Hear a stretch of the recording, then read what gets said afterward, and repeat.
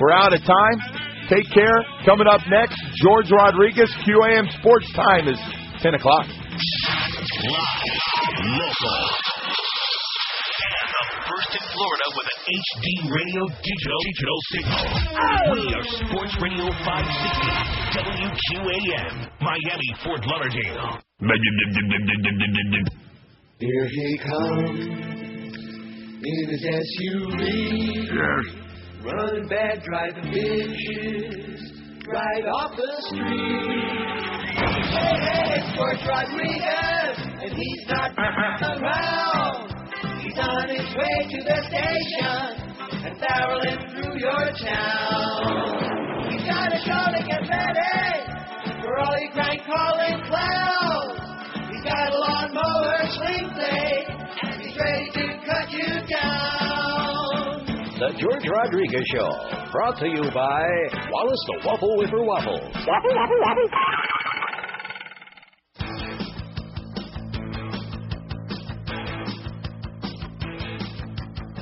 See Mary Kate looking so pretty, getting help to deal with her disease.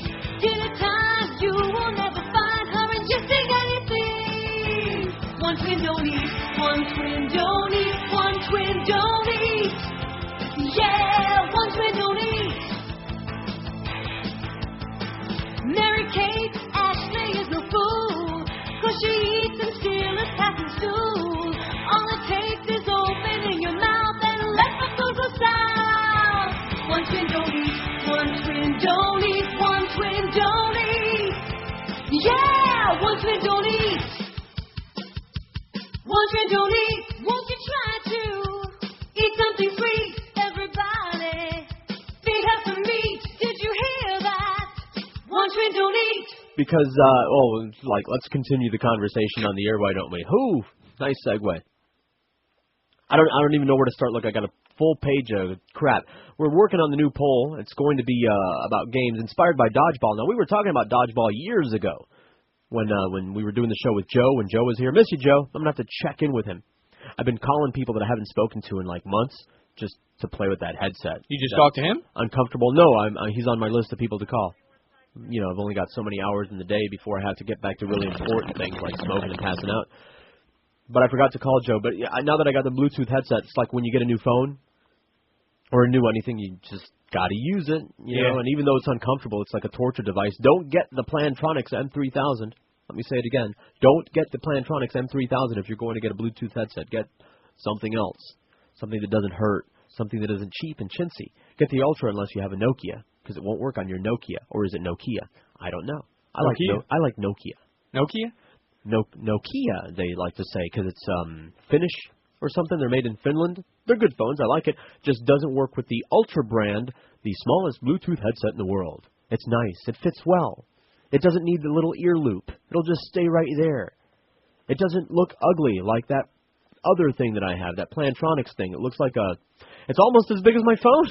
Yeah, I mean, it's just right my up on phone your ear. doesn't attach itself to the side of my head yet. A lot of exciting new products coming out, and I can't wait. They're not coming out fast enough for me, or cheap enough for that matter.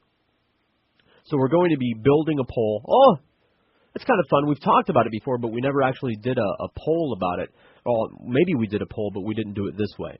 I think we did the poll before of what was your favorite childhood game or playground game or something. Yeah, we did. And we only stuck with dodgeball, kickball, all that. Now the idea is a game that exists that isn't a pro sport already. Now they've already made ridiculous things into pro sports, have they not? Like ballroom dancing. Let's just start at the top. Can you think of a more ridiculous thing to call ballroom a dancing? Sport?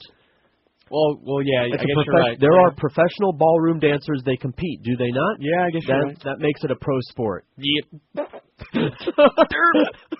I mean, think about it. You can't without cracking. I'd rather not. Yeah. Ballroom dance. I'm a professional ballroom dancer. Can you just see them? In the locker room, putting on their protective equipment. I don't know. It's bizarre. They got table tennis as a pro sport. Yeah. Which, I like table tennis. I like it a lot. I don't suck at it. Of course you're going to like games that you're not bad at. Right.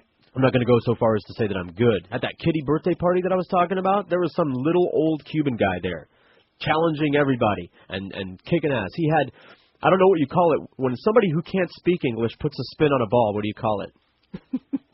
It's not English. No, he put a lot of Spanish on that ball, boy. Yeah, he did. It hooked left, not right. He was blowing me away. It was incredible. And it came back to me. It came back to me pretty quick. We had some good volleys, but that's the thing about ping pong right. is once you get a couple volleys, it comes back to you. Right. And I was in the groove. I thought it was doing good. We were tight. We had the crowd going, but he was just playing with me. He just didn't want me to feel bad. He was just one of those. Yeah. He was just playing with me. When he wanted to tag a corner at light speed, he did so, just at will, ping, and that was it. I had no chance. So it's a pro sport. Yeah, I mean, and those guys don't mess around. No, they got don't. like headbands. Right. You know, they got the full. They got the weird grip. I thought I had a weird grip on the paddle. Yeah. What is that? It's just so. I guess they can slap it in every direction. They just kind of. They're standing 15 feet back from the table. Oh, it's amazing. The ball's moving so fast, it's just a white line. You can't even see it. It's amazing. But it's silly when you think about it, that it's a pro sport. Sure, but you know what? I'm not going to knock it if somebody can make a living on doing it. Hot dog eating is a pro sport. It's already a sport, man. True. It's a pro sport, so that can't go on the list. So we're going to build a list of the things that aren't pro sports yet, but ought to be. And like dodgeball, inspired by the movie, kickball, foosball, air hockey, bloody knuckles. We want to see these big, huge steroid junkies. We want to see, because you can cross team, like Shaq against name a big football steroid junkie right now. Like, who would you like to see? Because Shaq's in the news because he might be coming to the Heat, right? So all these guys this morning, Shaq, all morning long out in the halls, out here, everybody's all having a Shaq attack. I mean, whoever, just guys. Think of somebody who else, can last the longest. You know, we got pros will have the broken hands. A lot of money. We got a lot of money to inspire them to tear the flesh off of each other's knuckles, get it real good and bloody. There's another game that I also wasn't bad at. It went like this. I didn't get hit often, but when I did, that was it. It's an inertia thing. I saw that King Arthur movie yesterday, and I'm gonna rip it. What'd you think? It was so bad. If you don't like these kinds of movies, these kind of medieval kind of guys riding horses, swinging swords kind of movie, if you don't like those kind of movies, you're going to hate it. And if you do like those kind of movies, you're going to hate it worse. If you don't know anything about King Arthur, you're going to hate it. And if you know anything about King Arthur, you're going to hate it worse. I don't know. I could do the rest of the segment, but that's not enough time to talk about. The only thing good about this movie, the only thing salvageable, and this is a touchstone picture. This is a Disney spinoff. This came out of a major studio. This wasn't like, Bill and Ted's Most Excellent Movie Studio.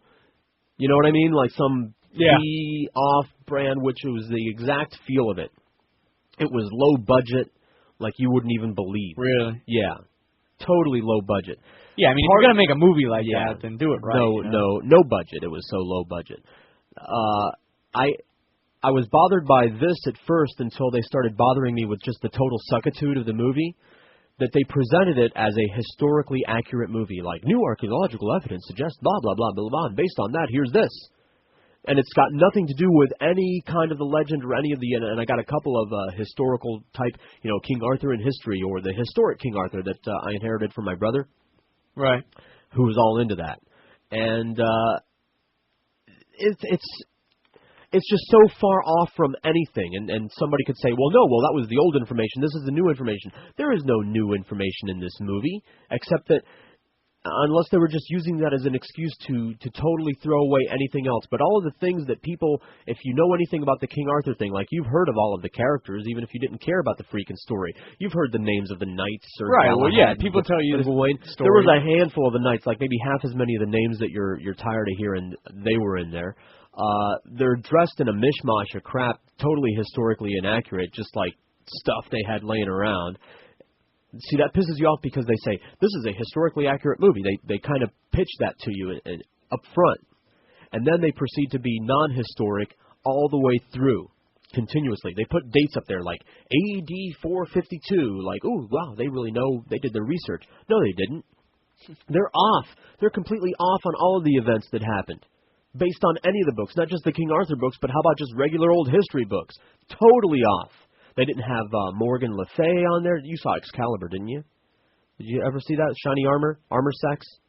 No, yeah, I did actually. I did. Because all right, that's a good movie as far as you know. I didn't have a problem with glitz and glamour and some good fights and things. The King Arthur story, there's two sides of it: the Christian side and the Celtic side, because they were in conflict. So when the things went down, each side had their own version of events. The Mists of Avalon by Marion Zimmer Bradley spells out the Celtic version of it, and as far as books go, and La Morte d'Arthur, the original King Arthur novel book, spells out the Christian version. The movie Excalibur is the Christian version. Still a good movie, kind of jaundiced. It paints the Celts as bad people, Morgan Le Fay as bad people because they're in conflict with the Christians, which they were. So if you want to read some books or see some movies, they made a mini-series out of the Mists of Avalon. It was weak, but at least it's a better story. You get the story as it was, at least the other side of the story. So we're still waiting for a real good movie. And as expected, the story itself was there was no butchered. story in this movie. Okay. This was like, they seriously had no money for anything. The guy that they got to play Arthur was a bad actor. He wasn't inspiring as a hero at all. He didn't do or say anything that made you like the guy. The chick who was supposed to be Guinevere, you barely saw her. And she was the chick from Pirates of the Caribbean, apparently. She was the only named, real star in the movie. And it was just a mishmash of a bunch of sloppy crap. It was really, it had no plot to speak of. The only time that you ever raised a lip, like to want to grin or something, is because occasionally one of the knights would do something goofy. You know, and you're like, that was pretty funny. Hey, look what he did. Look what he said. Like, one of the knights, Bors, was always doing funny things. He was a character. That was the only thing that was a glimmer. The only thing that you could find as a good use for this movie is to show it to film school kids as an example of what not to do. How not to make a movie. Like, you show that to them in the middle of the class, like after you've been taught all the elements of movie making. Like, in order to make a movie, here are the elements that you need to incorporate somehow, right? After you tell them that, you show them this movie and say, here's an example of somebody who totally didn't listen to this lesson, who doesn't know what a plot is, how to set things up, how to follow anything through, and instead what you have are people doing stupid things, people who should know better doing stupid things. Like there's this battle on a frozen river. Let's say it's a frozen river or a lake or something like that, and they got all these Saxons. The Saxons were dressed kind of cool, a lot of fur. Got all these Saxons on one side and just Arthur and like 10 guys on his side, all right, out on one edge, and the ice is cracking all around them, right? So the Saxons, since they raid and pillage for a living, since they come from a cold place anyway, they totally don't know how to operate on a frozen surface, you know, on ice. So they all cluster together real close so that they'll fall through the ice. Now, they got these people outnumbered like 20 to 1. They could have fanned out, spread out, and just charged them, which is what the Saxons do. Just run out there, and they could have killed them all, and it would have been all over. But no, let's conveniently cluster together in one spot and let them hurt us into one little cluster in the middle so that we fall through the ice and they can win. Sure enough, that's what happened. Yeah, it's like the only reason that Arthur won anything is because the Saxons were conveniently incredibly stupid. Like, hey, would you do this stupid thing now? Hey, would you take a small part of your force and send it through this hole in the wall over here so that we can ambush them and kill them? And then could you do it again? Yeah, it was rot. It was pure rot. And I saw a preview last night after I had already seen the movie, and it's one of these you can tell, where they have on the preview, they have the critics raving about the movie, but the name of the critic is in such tiny print that you can't read it, and the announcer doesn't tell you who it is. From the director? Right. They don't even tell you. Like, if it's a movie that actually got good reviews, they would say, Joel Siegel says it's astonishing, or 2 thumbs up from Siskel or Ebert and whoever is with him at the time. Right. That's how they say it if they actually got some good reviews. This preview had the other kind of review, like, it's astonishing, outlandish, the best movie like this ever made, but they don't tell you who said it, and it's all such fine print. They don't tell you that it was a director's wife, Mabel, in a coffee table conversation. They don't tell you who it is, and they've already exposed a lot of these trailers. They make up people that don't exist. They just put a name on there. The name of the person doesn't exist. The publication doesn't exist. And it's just the ad agency. It's the publicity agency. Don't see King Arthur. Don't go see it for free. If you're hot and having a heat stroke and you need to get inside some AC, don't go in there.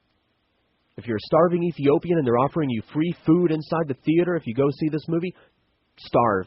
Choose to starve. 10:15 on 560 QAM. Lingus and psychiatry brought us to this. I heard that.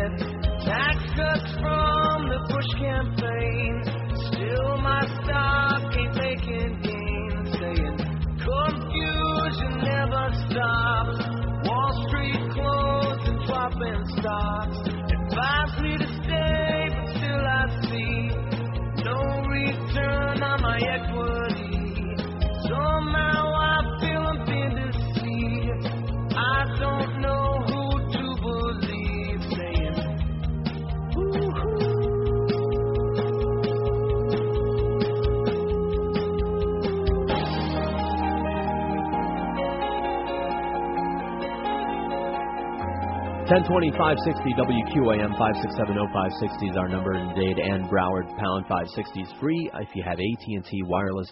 877-785-6345 is toll free everywhere else. Yeah, thanks for that. Josh is calling Eric. I don't think Eric's awake yet, so let me kill some time by taking care of some business over here like the previous poll. What's the most important issue to you in this year's election? Getting rid of Bush, 1,051. 58% of the people said that. And that was a late entry, and it moved up fast. You could actually watch it climbing. Iraq, 238, 13.1%. Separation of church and state, 87. And freedom of speech, 84. I'm proud of that because I added those on there. I voted for freedom of speech, even though it's a pipe dream, because neither one of these candidates are going to do anything about that. No. Who wants to battle for porn? Which, as if, see, that's what it's being perceived as. It's freedom of speech. And like we're getting these comedy bits. Like we got one of these comedy bits. I'm not going to play it. I mean, well, first of all, it's not funny. Second of all, it's ripping the Supreme Court for not approving of or dismissing, whatever you want to call it, this internet pornography bill thing that they were trying to put through there. Right. Which is so vague and wide open that it would eliminate women's breast cancer education sites. It would eliminate sexual education, which is exactly what they want. The right-wingers, the Christians, that's exactly what they want to do, is eliminate anything, in case you don't know, anything that you might like. Anything good, anything positive, anything that will put a smile on your face, improve your life, make you happier, extend your life, be good for you, good for your children, good for your income, good for your lifestyle, anything good, anything that makes you happy, anything that's positive. That's what they hate. Yeah, bottom line. Anything bottom positive line, anything. Here's test it. Go to your clergy person. Ask them if fill in the blank is okay with them. What do you put in the blank? Anything. All right? Anything that you like. Anything that you might like. Strawberry milkshake. Higher education. Anything. They'll say no. All right? Oh, no, they won't. My priest is all for college. Yeah. Ask a few follow-up questions. Oh, so you know it's okay if I take this class on evolution, right? Oh no, it's all right if I take this class on the history of the church, right? Oh no, they don't really like education. They'll say, oh yeah, I like higher education that they approve of, higher education that doesn't contradict anything that they want to tell you.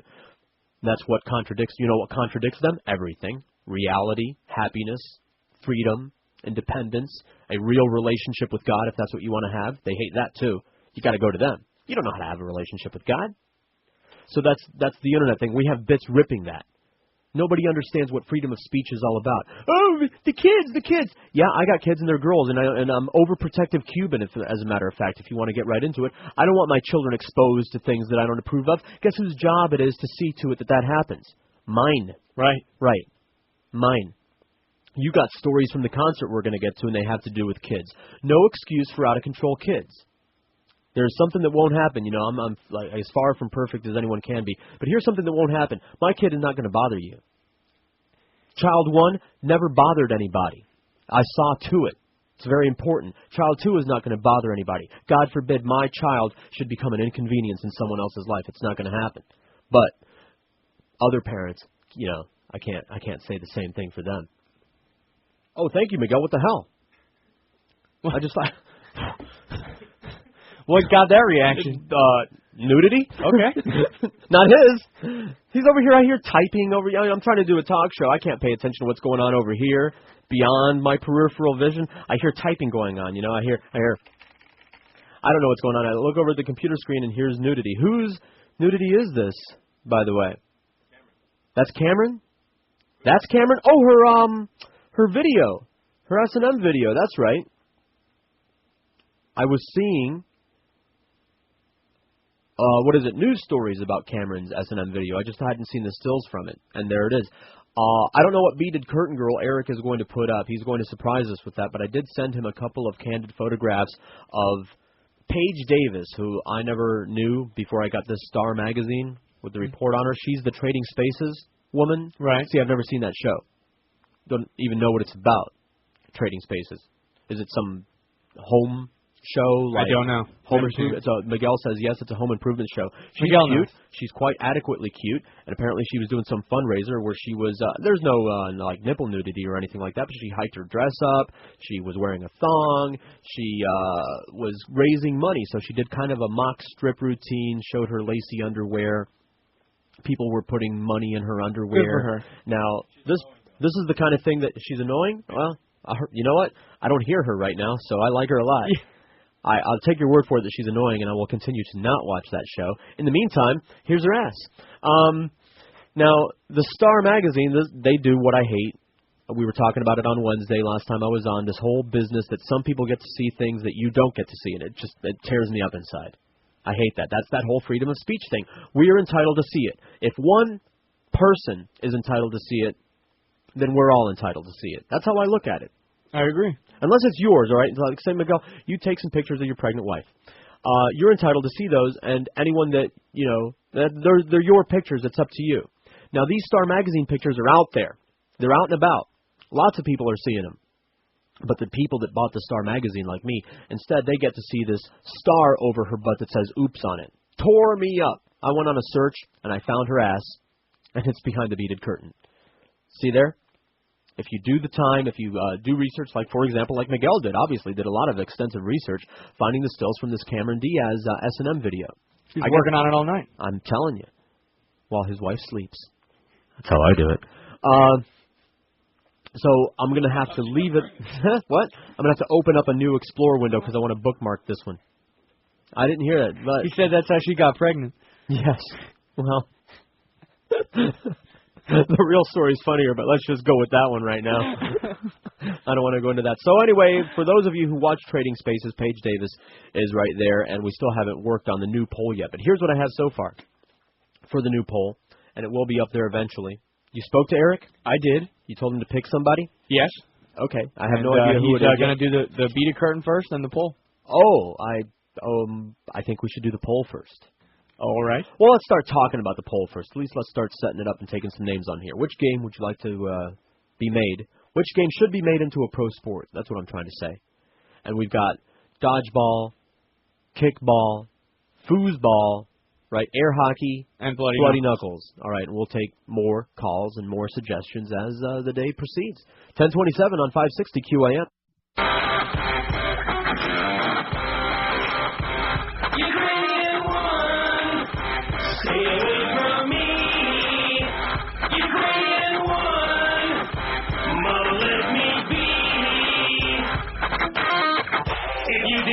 Shave a lot, I bet you look like ZZ Top.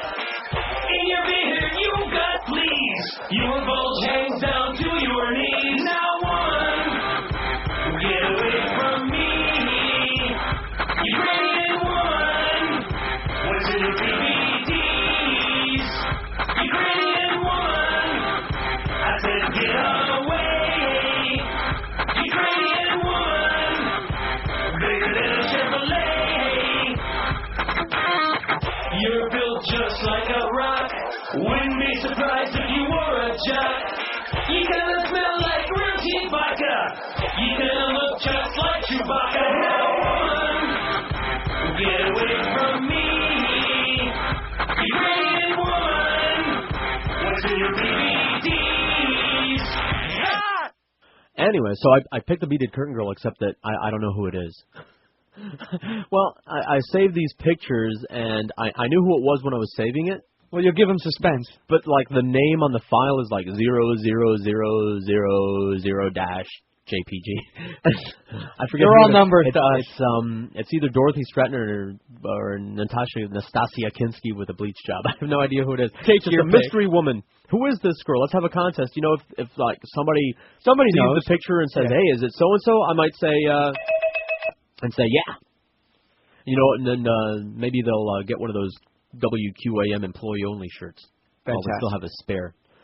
Paul in Coral Gables says, "Hey, George, have you seen those sappy, ridiculous ads for that absurd propaganda movie that Disney threw together in about 30 seconds called America's Hearts and Soul?" America's Heart and Soul? No, I've not. Have you even heard anything about it? No. How transparent and obnoxious that thing is, but then again, it's just like Disney itself, antiseptic and so far removed from reality, like this Arthur movie. Since you were talking about the Arthur movie, I thought you might like to talk about this as well. All right, there, I talked about it, but I don't know anything about it. A lot of that kind of stuff going on. It's a campaign year, so you have a lot of this fake patriotism going on around there, which just amounts to wave the flag, play some music. That makes a good point, doesn't it? We're right because look at the flag and listen to the music. See? Yeah, so you see what a commie you are? I mean, I just love arguing like that. And, you know, I was good at arguing, like the other side of it when I was a Christian, but it's a game. Like Oh, yeah. the poll we're building. And I would argue points based on no substance. I was armed with no substance, but I had double talk. I had word gymnastics that they would teach you. Like that whole, well, then how do you explain back up. You're the one that has to explain. You're the one that's saying all these ridiculous things. Old man and a beard and this and judgment and earth made in 7 days. How do you explain? It's your job to explain that. Oh, faith. Oh, well, that explains it. Sure, you got to have faith. Let's just leave it at that. I'm convinced. Yeah. Hey, Josh, give me a bunch of money because if you do, your life will improve. Based on faith. Take my word for it, son. Yeah. Right. Just trust me. Take my word for it. Well, the Lord says. They say things like, well, trust God. All right. I believe everything God has ever told me. All right. Now, none of that happens to be in the Bible because God didn't say any of those things. Some people said that God said those things. But you got to have faith. But if you believe the Bible, see, you don't have faith in God. You have faith in the authors of that book. And they were barbarians, primitive, ignorant, evil barbarians. But I digress. How about this poll? I already read the last one, Eric, and I think, Josh, did you type in the new question? Let's start building it. Let's start, taking some calls. There are a lot of other options besides the ones that we came up with, but that's their job to provide us with. QAM, hello. George. Caller. Hey, good morning. How are you? Interesting that you just have to talk on what I was calling about. I want to say kudos and thank you for turning me on to Ken's Guide to the Bible. Hey, is that a funny book or what? Yeah, I just picked it up 2 days ago. Right. The bookstore had to order it for me. I just picked it up a couple days ago. I've already thumbed through it briefly, but I can tell I'm going to enjoy it tremendously. It's convenient in size so that you can leave it in your briefcase, take it on trip with you, whip it out and read it whenever you want. You must be psychic because I've got my briefcase adjacent to me, and that's where Right it's resting right now. So just want to say thanks. I look forward to reading it. Not at all. It's very funny. You'll enjoy it a lot. All right, buddy. It's almost as funny as the Bible itself. QAM, hello. Is this George? Yes, is this you? Yeah, I had a sport. What about burn ball? Very good. Okay, thank you. Burn ball. Yes. All right, thank you very much. Thank you. Bye. Burn ball? It came up before. I'm not sure. I'm not clear on the exact rules of it. Maybe somebody will want to call and go through the exact rules of it. But I think he might be talking about dodgeball or something like that. Well, let's take it under advisement. See, maybe it's a different game, but I've never heard of burn ball like maybe the name. It's a different. Well, somebody will call and clarify it. Let's just write it down. Okay. Don't put it on the poll yet. Let's put it off to the side to make sure that it's not a copy. Because we ran into that with Joe Costello when we were talking about this the other time. He kept talking about this game called Kill the Man with the Ball. I had no idea what he was talking about until a caller called up and said, "Smear the queer, dude." And you're like, oh, smear the queer, right? Kill the man with the ball. How PC have we gotten? We don't want to offend any of the queers in class. Well, we can't do that now.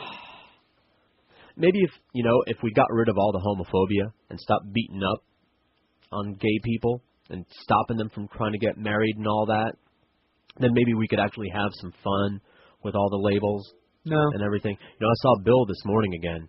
I'm totally doing a 180 on Bill Cosby.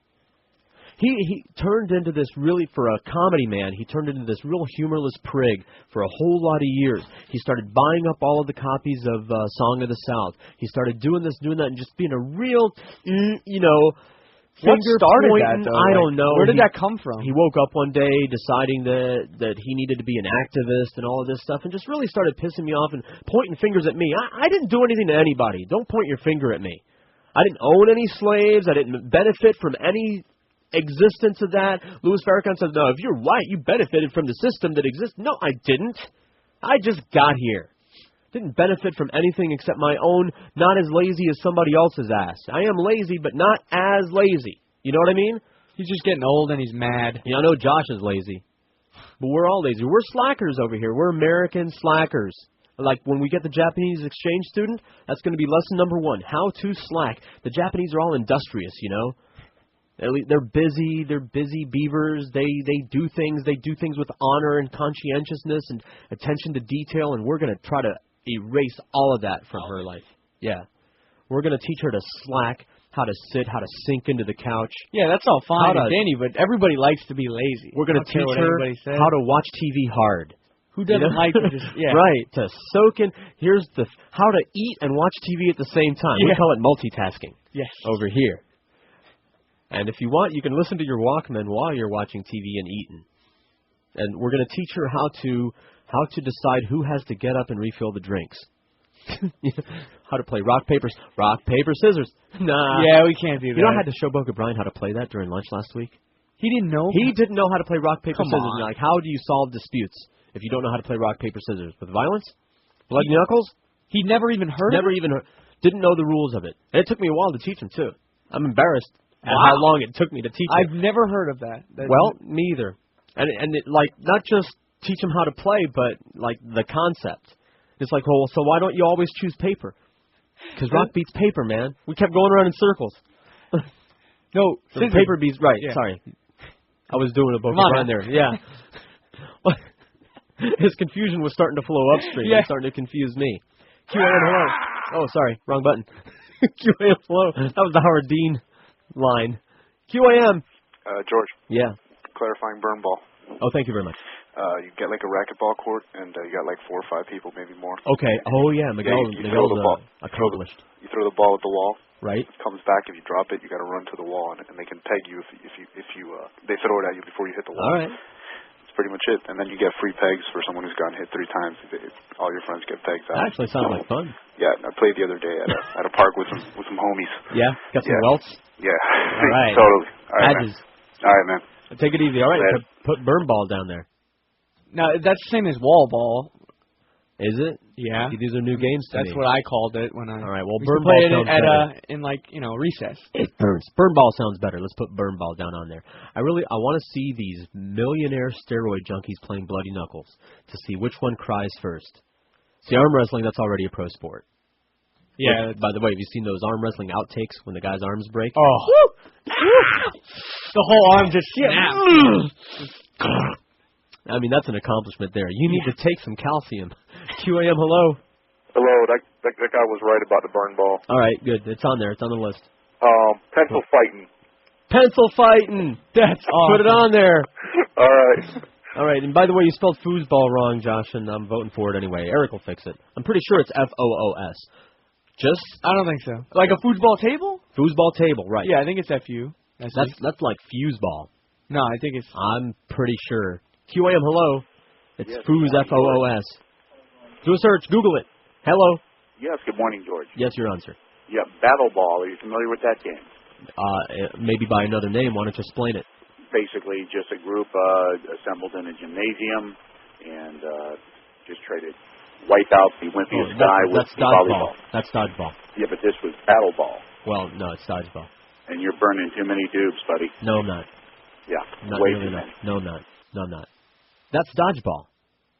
And there were dodgeball variants, like we had, dodgeball where you can't cross the line, and then we had free-for-all dodgeball where it's just, all over the place. You could actually go all over the gym if you wanted to. Maybe that's what he's thinking of. No, I don't like that either. I like team dodgeball. Right on. Play ya. QAM, hello. I got the red playground ball. Hello. How's it going, George? Let me shut the radio off. What up? Yeah. Yeah. You're a fan. You're a fan of reality TV to some degree. To some degree, yeah. Have you seen The Amazing Race? And they have there's a couple on there that they're giving that it's God's will if they win or not. But of course they came in almost next to last. But you don't hear any criticism that God wanted them not to win that particular round. Of course not. Well, maybe somebody else on the team was more religious but less vocal about it. Yeah, and then on the other show, I watched this Big Brother. They have this Big Brother who's trying to hit on all the little white women, and it's quite amusing. I saw it last night. It was. I can't wait for. I couldn't believe that they didn't nominate him. What a hole Marvin is. Starvin' Marvin ate everybody's quesadillas. Didn't leave anything for anybody else. He's a total. I can't. We're not allowed to say the words that he is anymore. One starts with an A, another one starts with a D. He's not a good guy, and he's a mortician. How would you like this guy clawing your carcass? Well, one mortician digs ditches. A mortician is not the guy going out to dig the hole. He said he digs the hole. Oh, I see. Well, he's perfect for that. Mortician. He should climb in it. I mean, how sad. They got one token on the show, and he's a total hole. Absolutely. I can't wait to see him go. And one last thing. I didn't know how to play. I'm 44. I don't play rock, paper, scissors. We used to just play odds and evens. Just shoot with your fingers, a 2 or a 1, and 3 takes it, Oh, okay. Something like that. Okay. All right, later. All right, enjoying you. I'm all right. I'm enjoying... I can't tell you. Yeah? Yeah. No, I can't tell you.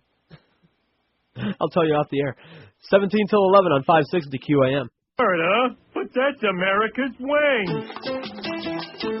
Sex and the City moves to TBS. If you missed the raunchy adventures of Carrie, Samantha, Charlotte, and Miranda, well, you missed them. Because we can't show you any of the filth that made the show worth watching. With the FCC breathing down our necks, we'll be lucky if we get away with showing Carrie holding hands with that whack job Aiden. We've pretty much edited out everything that made the show good. But we got it. Here's a clip from Sex and the City Live on TBS. If anyone knows how important hand-holding to a person, it's me. I want you to have as much hand-holding as possible. I'm serious. I know what we have. Hugging is just hugging. I understand that. I don't want to just have hugging.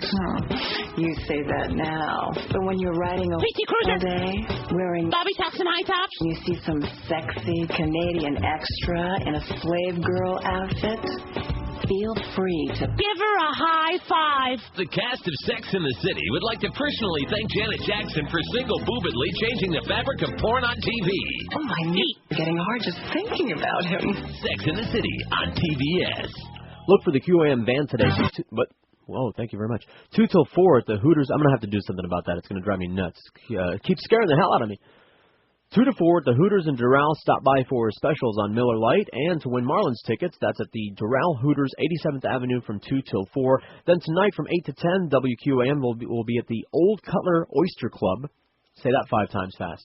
Located at 18415 South Dixie Highway in Miami. Specials on Presidente Beer. Win Marlins tickets. That's 8 o'clock tonight. Presidente Beer at the Old Cutler Oyster Club. Here's a fax from Jay. I emailed you some Big Brother info pictures. Adria, the girl, they're going to have a twin angle now. A couple of the people in there have twins, and apparently they're going to be doing some switcherty-do thing. Cool. The guy with the sister is an idiot. He's a good guy with a bad brain. That's what you said, yeah. Good heart, bad brain. He's got this alliance, this 4-way alliance with these 4 other guys, and the other 3 guys are like iron pumping beach guys with the frosted hair. They wear bandanas, The one guy who won the head of household, he's got teeth like Gary Busey. He's got one of these, he looks like Gary Busey, and he's another one. He's not a good guy. See how we have to talk now? He's a not good guy. He's a bad guy. And he won the head of household, and he wears... Don't trust anybody that wears a bandana on their head upside down with a point sticking straight up like it's a tiara, like it's some sort of a cloth tiara. Why would you approach someone like that and expect them to be a human being? Yeah. And Mr.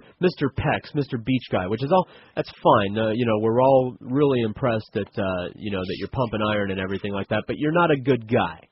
You know, just because you have pecs, that doesn't have to make you a hole. But apparently, I don't know if it's the bandana or the suntan on this guy. You should see them all standing together. You got 3 guys with torsos, and then little skinny cowboy, all pasty white with no pecs. Looks like somebody shot him twice with a paintball gun on his chest, and that's it. It's just like a white sheet with a couple of dots for his little nipple there. That's the only way that you know that you're looking at his chest. But he's a good guy, so he goes. Once he puts it together that that's his sister, he goes and he confides with Gary Busey, who immediately calls everybody together and goes like he didn't believe it, and he made fun of him and brings other people into the room to also not believe it and make fun of him. And so, like, totally creates all kinds of negativity for himself with these guys. Now, eventually, both of them convinced everybody, and, you know, they had the big cry and all this stuff and everything. But nevertheless, man, he lost some points by doing that. He should have just told her. Since everybody's doing all these secret alliance things and whatnot, he should have just told her, by the way, I think you're my sister and we should have a secret alliance. You know, that's how you got to play that game. But he's got a good heart and a bad brain. He trusted people. He shouldn't have trusted people. So thank you, Jay. I'll be checking the email as soon as I figure out how to do that without losing the page that Miguel put it on here. For the Cameron Diaz video, we might have to use that. Taking care of some old business before we go on. Dodgeball and pencil fighting are in the lead, by the way, with 10 votes each. And I'm not going to argue. There's another one, because I told Josh we were having a talk about the sports things. You know, I was good at the things that didn't require you to be big at. You know, if I was big, I could have played some of these real sports, but no, I wasn't. Basketball, forget about it. Football, are you kidding me? Baseball, just fine. Softball, perfectly adequate. I was a middle round draft pick. You know what I'm saying? When everybody's picking teams, they pick the jocks first, like the total jocks, and then me, and then the fat group. You know, and then the girls and the spazzes and the fat people.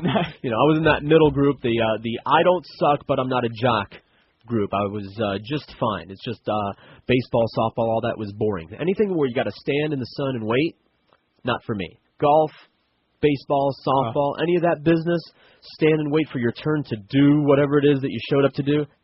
Sorry, no more, especially in Florida. Good God. Fishing, if the situation is just right, I need a lot of equipment, a lot of gear, a lot of supplies to make fishing not boring. Booze, beer, smoke, got to be in the right place, the temperature's got to be just so. I know. Well, I went through all that. Went fishing when it was cold, went fishing when it was hot, went fishing when it was raining, went hunting when it was cold.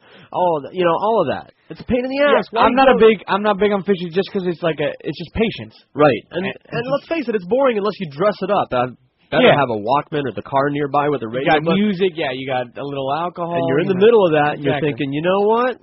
If I had everything going on that I have going on right now, I could be doing absolutely nothing, which is exactly what you're doing when you're fishing. You bait the hook, you cast, and then you do nothing. Yeah. And then you wait, and I don't do the waiting games anymore. Let me clear up some things from yesterday's show and Wednesday's show on facts. First of all, and I kept saying, every time they called in Seika, when we were doing the dead people you want to nail poll, I kept asking, are you sure she's dead? I didn't hear that she died. And this faxer says, where did you get your bogus information about Seika being dead? Some caller called it in. And I said, are you sure? And they said yes, and we even had caller confirmations on it. We had a couple people say that she was dead. We had a couple people call up and suggest her for the poll and say that, yeah, she's dead. I have no idea, quite honestly. We put her on there because if people said she was. I have no idea. So, Seika, if you're still alive, God bless you. Nice work. Wonderful job you did in those movies. Wonderful jobs you did in those movies. Yeah. And sorry that we put you on that dead bag poll because we didn't mean to. Also, inaccuracies. Neil accused me of taking action movie polls, and I said I didn't. Technically, that's true, but we took an action hero poll. So I just want to clarify that because some people say, no, you did an action poll. We did an action hero. Like, who's your favorite action hero, right? Superhero. And we did a superhero poll, which is, comic, I guess those qualify as action movies, but I wasn't seeing it that way, so that's why I said, no, I never took a poll on action movies, which is still technically true. It's like that Clinton thing about that other job. You know, technically true based on my definition of an action movie. Yeah, superhero movies are action movies, but action movies are, like Die Hard is an action movie. Right. Right? Not a superhero movie. It's an action movie. We were just talking about costume goofballs. and things like that. So Old comics, we were getting into right, that. that's what we were talking about. So there, just wanted to clear that up. And Neil accused me, speaking of being accused of things, let me clear up all of them while I'm at it. Neil accused me of doing that just to try to appeal to punks. I'm an overgrown kid and proud of it. All right? I like those kind of movies. I'm not trying to appeal to anybody. I like them when they're done right. When they come off well, when they come off good, they're good. They're fun. I like explosions and violence and mayhem and people screaming and all that business. Chaos, tidal waves, all of that. Good, fun stuff. I like movies, all kinds of movies.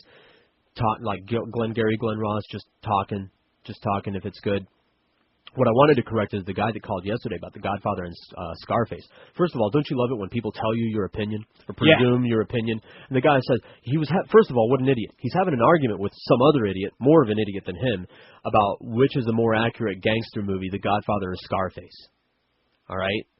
How idiotic can that be on the face of it? And then he has the nerve to say maybe George, would think Scarface is. Why would you say you think that, George? Why would you think something stupid like that? Why would you try to wipe that booger on me? I like Scarface plenty, but it's high comedy. It's only good because it's so over-the-top camp. That's the only thing that makes it good. Every scene is hysterical in Scarface. Why would I like that or think that that's a more accurate example of a gangster movie than The Godfather? Because I'm a Cuban? Is that why? Is that what he's trying to say? He's trying to put something together. I guess. Don't go hanging anything on me. Go label somebody else. Go take your label-making gun and label somebody else. And this is on the heels. Just the day before that guy called, I realized that my daughter hasn't seen The Godfather. Teen daughter hasn't seen The Godfather in its entirety. And since I own the 1 and 2 edited in chronological order collection, was just raving about it. Oh, honey, we're going to sit down, we're going to have Godfather Day, and we're going to marathon. We're going to have coffee in the morning, start it, and we'll be done by like 6 maybe, and have dinner. We'll have lunch in between. We'll have an intermission when we change tapes. It'll be great. We'll have Godfather Day, and I'm touting it. I'm raving about it. And this guy's got a nerve. The next day, this guy has the nerve to say that. I'm sitting here telling my daughter that it's quite possibly, and a lot of people will argue this point, but it's quite possibly the best movie ever made. And, people will say, oh, no, it's this one. Oh, no, it's that one. Every time we do a poll, anytime the experts do a poll, it always wins. I'm not one of the people that argues that. It might be, because I can't think of all the movies that have ever been made and, right off the top of my head, but it might be the best movie ever made. And as far as the best example of a gangster movie, I don't know. You know why? Because I'm not a gangster, and I've never been in it. So I don't know which one is most accurate. A lot of the people say that Goodfellas is the one that's most accurate as far as like modern, the gangsters most modern. But that's what they say. See, somebody's going to call up and say, oh, you said it was Goodfellas. No, I didn't. I have no idea. The Godfather is just like part of history, though. Right. Like that movie, right. Like it has to be part of your life. It's a dramatization of some things that happened. Yeah. Some things that were part of American history. So we have a fake family that represents people that did exist in history, and events that did happen in history are represented in a fictional way so that nobody gets sued or whacked. Like everyone has to watch The Godfather. You have to. It's just like it's a piece of movie making perfection. Right. It's just freaking brilliant. And that guy's question and the argument that he's having with his goofball friend, good luck to you. I don't know what the most accurate gangster movie was that was ever made because I wasn't a gangster. I don't know any gangsters that I know of. You're a gangster. You know what I mean? Not that kind of gangsta. I still don't have my Italian gangsta name. Got my black gangsta name. As a matter of fact, I know more about that than I do about the Italian gangsters, just from being in SoFlo down here. Just from having to take my daughter to high school, I know more about those kind of gangsters. 2 till 11 on 560 QAM.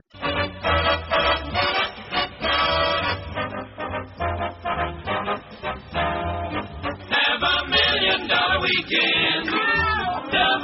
WQAM 56.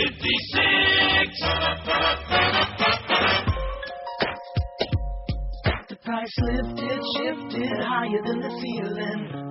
It's the crunch we're feeling. Got me pissed off, feeling so ripped off. Gas, how'd you get so high?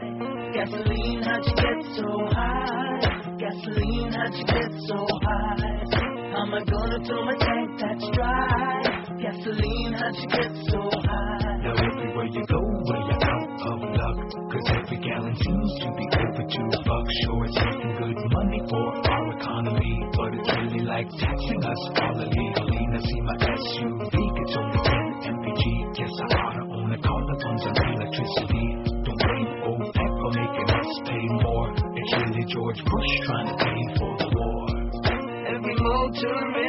voicing their objection. Ooh, we could hurt Bush's re-election. Got me pissed off, feeling so ripped off. Gas, how'd you get so high? Gasoline, how'd you get so high? Gasoline, how'd you get so high? I point my finger to the president, you guys. That's how the price of gas got high. 11:03 on 560 QAM. Jim Manage at 2. Hank and Eddie K. What? Oh, Hank and Eddie K together from Calder today. Marlins on deck at 7. Mets and the Marlins at 7:35. And then Curtis, it just says Curtis Dash. Normally they put his last name on there. I presume it's Curtis Stevenson? That would be. All right. Just, hey, make a Ain't decision. no other Curtis. Right. I mean, you know, showbiz people, they get to have, like, the one name if that's what they want, you know, like Cher, you know. And Boog Shambi could just be Boog, because who else is Boog anymore? If you just say Boog, you know who we're talking about. But Curtis, I don't know. Well, I mean, we only have one Curtis in the joint. It's Curtis Dash. Right, Curtis Dash. Any kin to Stacy? Stacy Dash? I dash over to see that. Shit. We're big Stacy. Why do I keep saying Stacy? Is it the cough drop I just got done chewing up real fast to try to get it out of my... Stacy Dash. We're big Stacy Dash fans here on the show. Josh is. Josh has good taste. That guy ripped you the other day. Ain't nothing wrong with Josh. You know my favorite thing about Josh? You're conscious. Not conscientious, just conscious. Notice our standards have to keep dropping and dropping. I can. All right. Here was the bar was low. Here was the job interview with Josh. Can you stay conscious during the show for 4 hours? Do you have to stay conscious? Do you think you can do that? All the rest, we'll work on that. Yeah. But here's the important part. George, the only difference, this is the facts, the only difference between dodgeball and battleball that I remember from high school, Jim, is that battleball is played with partially deflated volleyballs. This makes them easier to grip and stronger. Yeah, you can palm them and thwack them. I can't palm a golf ball. That sounds really like fun. Yeah. Because I've been hit by volleyballs. They sting. They're hard. They smack. Yeah. Partially deflated so that you can grip them and fling them. Do we want to put battle ball on there? Why not? If they heard of it, if that's their thing, put battle ball on there. That's cool. Here's another suggestion, Smear the Queer. I thought we had that on there from the beginning. That would be an excellent one to watch. Of course, you can have mixed teams. Sometimes they do that. We were talking before the show, like the football players will put on a charity baseball game, you know, to see. See, that's what we want to see. We want to see representatives from the different pro sports take part in this, because they're always arguing about who's the toughest, aren't they? Oh yeah, the football players, and and everybody says like the hockey players. I say we settle it with a bloody knuckles right, game. With bloody knuckles, or something like that. Something you can't be a straight fight because all the football playing steroid junkies will win that if it's just a straight up fight. Right. No, it has to be, and it can't be a game that corresponds to anything that they're particularly good at. Do you see what I'm saying? Like a baseball player. Well, how about some softball? No, sorry. He also recommended BB gun fight, but I don't know about that. See, BB gun fight, paintball, rock fights, they're not going to do that. Yeah, that's reaching too far. Like this, I think it is. This we could hope for. It's right. Games. Now, do they have pro paintball yet? Yeah, they do. All right, so we're not going to put paint. I thought they did. That's why I asked. So we're not going to put that on there. But good suggestion. We got that on there, right? We got Smear the Queer. Right. Now, what's this? The game. It's a visual thing. The audience can't help me. You can. You put your hands out. The other guy puts their hands on top of you, and you got to slap each other. It's just called slaps. That's what we call it, slaps. Slaps. It's a great game. It is a great game. To me, Bloody Knuckles is more fun. Simpler, fewer moving parts, easier to watch as a spectator. We're doing a sports show, isn't it? Yeah. And it's simpler because all you have to do is reach your hand out there. Slaps, you got to get into position, and by the way, you get blood from Bloody Knuckles. Well, I will tell you that in school, in middle school, we used to play the slaps, and it could get a little ugly. I've seen the variations, the one where you have to hold your hands together. Yeah. Right? Right. Slaps can get ugly. You can get, and I have gotten very, very red and welty from playing slaps. Especially with the one, where you hold the hands together. Yeah. It can get real ugly. Absolutely. And it's fun, and I like it and everything, but Bloody Knuckles will actually take skin off of you. And you get a real good badge, and it looks good. It looks good to girls and other guys when you have bloodied up knuckles because it looks like you've been fighting somehow or other. Yeah. Battle wounds. Absolutely. Yeah. That gets chicks. That's points. It totally does. We know it does. QAM, hello. Kill the guy with the ball? Smear the Queer. Same thing. Right. We're calling it Smear the Queer. The original not politically correct title, punk. All right? Same thing. Yeah, it is the same thing. We're going to use the real name, not your watered-down, pansy-ass puss name. QAM, hello. Georgie. Yeah. What about Burn Ball? Burn Ball, we just stuck it on there. Oh, you put it on there? Yeah. All right, have a good one. Or didn't we? We put We Burn, did. Yeah, we did. Yeah, Burn Ball's on there. Done It's got 3 votes. We have Dodgeball 24, Pencil Fighting 17.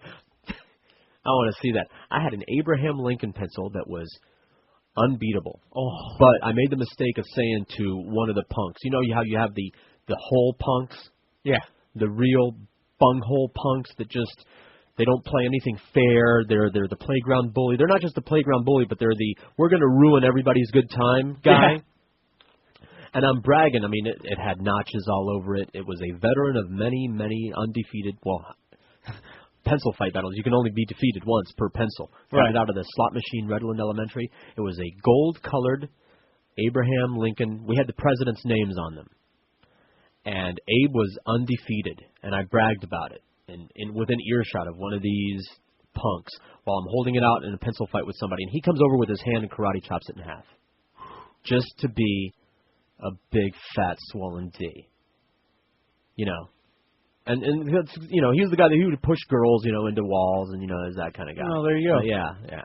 That was the big thing in like Sure. elementary and middle to have the strong pencil, though. I had the redwood. Right. Oh, we had cheaters. We had this guy show up, the guy with the machine shop dad, who actually drilled a pencil out and put a metal shaft in there. No one would play with him ever again. And, you know, and it's like, and see, his tip fell off. His eraser tip fell off, and he was busted. Yeah, like, and whoa, man. Well, most people would take the eraser out and then squeeze the metal Sure. so it would cut right through the pencil. Yeah, but see, that's not it. You have to. That never worked because the object. You have to hit the other guy's pencil. You have to hit a certain spot on their pencil with a certain spot on your pencil, so that the wavelength thing happens right, and yours doesn't break, but theirs does. It's a skill. It's not all in just, the flick right. of the pencil. It's right. not. It's not the what kind of pencil pencil can you help. have. Right. The pencil can help. Like yeah, it can. Abe was like just like one of these randoms, like it was made out of the knothole part. Like at the pencil factory, it was just a really good piece of grain length. It just came together nice. Yeah, as far as like any number 2 pencil, you could crack right through it. It's like for getting hit, and the pencils would help. But the playground how you would have broken pencils littered everywhere. all over it, and they would do announcements in the morning forbidding pencil fights, and we'd have to sneak off to pencil fight, sneak off behind buildings. It's like, what are you guys doing here, smoking? No pencil fighting. Oh, okay. Why? They're ours, and it made the school administrators nuts because it was a waste of supplies. But they weren't giving us free pencils. We weren't using their pencils. Yeah, we got to have something to do. You know? Right. Absolutely. Ever match coins, match pennies, match you? Odd or even, odd or even. No. You twirl a coin behind your back, usually a dime. Right. Sometimes a nickel. They did it with pennies too, but like that's not even worth it. Twirl the coin behind your back. You take turns calling odd or even. You put the coin under your thumb. You hold it out. Somebody calls odd or even, you reveal it. If they're both the same way, that's even. Whoever called even wins. If they're not, if they're odd and you called even, then you lose. And okay. You get that person's dime. Then you reach in your pocket, you get another dime, you repeat the process. Odd or even. QAM, hello. Yeah, can I speak to George? You are. You're on right now. Hey, what's up, buddy? Hey, whatever happened to spoon fighting? You guys ever do that when you were little? Spoon fighting? Yeah, like, you know, the plastic sporks and you got to break off the tips. Kind of like similar to pencil fighting. No, man. No, never heard of that. I was just listening to your show, and it just made me want to call. All right. Thank you very much. Battle Ball has 0 votes out of 85, so nobody knows what that is. Speaking of spoon fighting, you know, had a scary occasion in bed the other day. It's like 2 days ago. The wife came at me. Well, the spoon. The wife reached over and gave me a random hug. Scared the hell out of me. I almost leaped out of the bed. It's like, what's going on? I jumped back and like checked her hands. Checked her hands real quick, because the last time that she came at me like that, she had a shank. She had a sharpened spoon in her hand, and she, you know, to jab me between the ribs. Thank God I saw it first. So that just reminded me of that. Scared the hell out of me. She just starts leaning over and coming at me. You know, I went, you know, leapt up. QAM, hello. George. Yeah. Sorry, George. Yeah, you are. You ever play Punch for Punch? Punch for Punch, sure. Punch for Yeah. Punch. That was a great game. Right, you just trade punches until somebody cries or collapses or something. All right. You switch body parts when your arm goes numb, then you go to the chest. You got to go to the other arm, right? And then the chest, right. You kind of move around. It's like, all right, work this spot here, would you? Many endless hours of fun, sir. No question. Bye. Bye. All the women, all 5 of them who are listening to the show right now, are saying to each other, you know how the other day we were just talking about how stupid men are? Well, listen to these guys. 11:13 on 560 WQAM. People think I'm smart. Not like everybody said. Like dumb, I'm smart. I want the stick.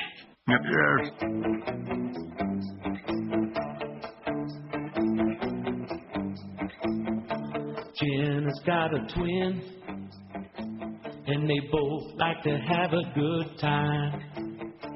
One of them drinks vodka and the other chugs wine. George has got himself 2 girls, and I want to make 'em mine. With their bloodshot, bleary eyes, they were smoking dope in the limo, I just know it. They'll be hugging a toilet bowl late at night. You know, I wish that I had George's girl. He's the leader of the free world. How can he have 2 daughters like that? Hey, that's not a lemonade. You know you shouldn't drink when you're underage. Stay out of the bars, keep away from the booze. Don't fall down drunk or you'll be front page news. With those Secret Service guys, and they're driving them to killers, I just know it. And they're bailing out their boyfriends late at night. You know I wish that I had George's girls. I say I'm home like Vincent Burr. How can he have 2 daughters like that, like George's girls? I'd like to give them a string of pearls. A little putty, but I wouldn't say fat. No. 11:18 on 560 WQAM. We're gonna have a talk with somebody in authority, like Josh, the other Josh, not our Josh, about that situation that you're going through right now, because that's totally unacceptable. Like, who does that? You know? Welcome to this place, young man. There is no consideration. No one gives a thought or a whit to what they're doing to you when they do the things that they're doing for no good GD reason, all right? Because there is no good GD reason for doing what they did, because those things work anywhere, right? They could have done there, Tommy's room. You could put those things anywhere. There's absolutely no reason to take the shortcut that has all Neil's live spots on it and remove it somewhere to where we have to go hunting for it in the middle of the show without telling anybody. Not so much as a post-it note on the microphone saying that they switched the shortcuts on us. If it sounds like I'm pissed off, it's because I am. You know, because I really ignore the slipshod, half-ass, nobody cares about radio atmosphere that goes on in this place. Now, we're normally safe from the atmosphere. Like, we're in a bubble over here in these studios where their way of doing things out there doesn't affect us in here. We just do our thing in here. But when they take our equipment out that has things on it that we need to do the show, that sponsors have paid money for, then it absolutely does hork me off. There's no good reason for them to have done that. I know exactly why they did that. They wanted to do some production and put something into the audio vault from in here. They left the door open in doing so. Somebody who, with the key, opened the door, came in here, did some work, left the door open so that the gangsters could rip us off in the middle of the night, because that happens in the hallways too, by the way, while I'm on it. And here we are in the middle of the show. Can't worry about the show right now. Got to scramble around and worry about the spots, because that is the only reason that we're here. And we got to go and scramble. Is it hooked up? Is it rebooted? See, the person that did that, they know that it takes an entire reboot process every time you switch a piece of equipment around. Now, they may not know or may not care what's on that shortcut that they switched and moved into another room. But see, it's not theirs. They've got one. You understand? That department has one. So if they're going to come in here, just move that one to the side. They switched it thinking, we're going to be really smart since there's a shortcut in that room. The shortcut is the digital editor for those members of the audience that don't know. They've got one in the control room. We've got one in here. They're thinking, I'm going to just save some time and switch them because it's all good, right? One's as good as another, right? Yeah, except that what we want, what we need is on ours, not theirs, and vice versa. Well, I'm not getting anything on this You're either. not getting anything on that either. I mean, I don't know what they were doing. I don't know. Is there a third one that we have to track down now, Duff? Because we're as it is, we have to move stuff around. QAM, hello. Hey, how about Foursquare? Dude, how could we not have box ball on this poll already? That's the one I wanted to vote for. Thank you very much. That's the one. Box ball? That's of all of them. That's the one I was Explain. best at. Box ball, Foursquare, Two Square, box ball. Explain. We went through that before. You've never seen it? Maybe. You got the red playground ball. Okay. In the case, it's Two Square and Foursquare. Two Square is 2 people against each other. Foursquare obviously is 4 people against each other. Let's start with Two Square. It's like tennis, but the lines are on the ground. Well, I guess in tennis they are on the ground. Tennis, no net, with a red playground ball. There it is. Thank you, Duff. And we'll probably have to move that spot. Not that we don't have any room to move things around, but nevertheless. So you can listen while you switch, right, Josh? Because I'm explaining this to you. You got the red playground ball, and it's the rules are essentially just like tennis, except that the court is small. You don't run around it. You know what I mean? You can pretty much play from where you're standing, not unlike table tennis. The courts can vary in size. I like the big ones. Everybody likes the big ones, but you don't always have that available to you. Some of the courts are way too small, which makes it a little bit, well, it's fast for one thing, but too fast to follow, and a little bit difficult to play. If you have a big court, then you can actually move around and get some good slams going. And you just knock the ball back and forth as if it were table tennis or regular tennis, but there's no net. I never played that. Now here's the thing that's good about box ball, and put it down there as box ball, because if they're going to make it a pro sport, then they're going to have both Two Square and Foursquare box ball. I can't believe Josh hasn't played box ball. Never. Or even seen it. No. It used to be so huge in this town, in South Florida, and in the playground. Freaking huge. Bigger than pencil fighting. Really? Crowds would gather from all over to watch the after school, the hardcore box ball players play box ball. The thing about box ball that made it funner than, say, tennis or table tennis, is that you could get the guy out, basically scoring a point or whatever. I mean, you didn't go for points. There was a line of people waiting to play. If you're out, you're gone. Yeah, somebody else's you're turn. done. That's Yeah, how that worked. You can get a guy out by hitting them with the ball. Now, you can't grab the ball at any point. You've still got to bounce. You still got to slap it, hit it, punch it. But if you slap it or punch it into the guy and bounce it off his head or his chest or his arm or whatever, he's out. If it bounces off the guy's chest back into your court, that's the same as a hit. You know what I'm saying? Yeah, I got if you hit it with your hand or your head or your foot or your ass or whatever, and it goes back into your box, that's a return. You see? But if it bounces off of any part of your body and doesn't come back into your box or into the other guy's box, wherever it's supposed to be, then you're out. So it made for some real interesting strategies, because there were those players that was the only thing they tried to do. As soon as the ball got into their square, they would try to hit you with it. Now, that would backfire a lot with me. One of the reasons that I was good at this game is because I'm a small target. You're going to try to hit me with a ball? Good luck to you. QAM, hello. Hey, George. Hey, how are you? Hey, going for your poll. Alrighty.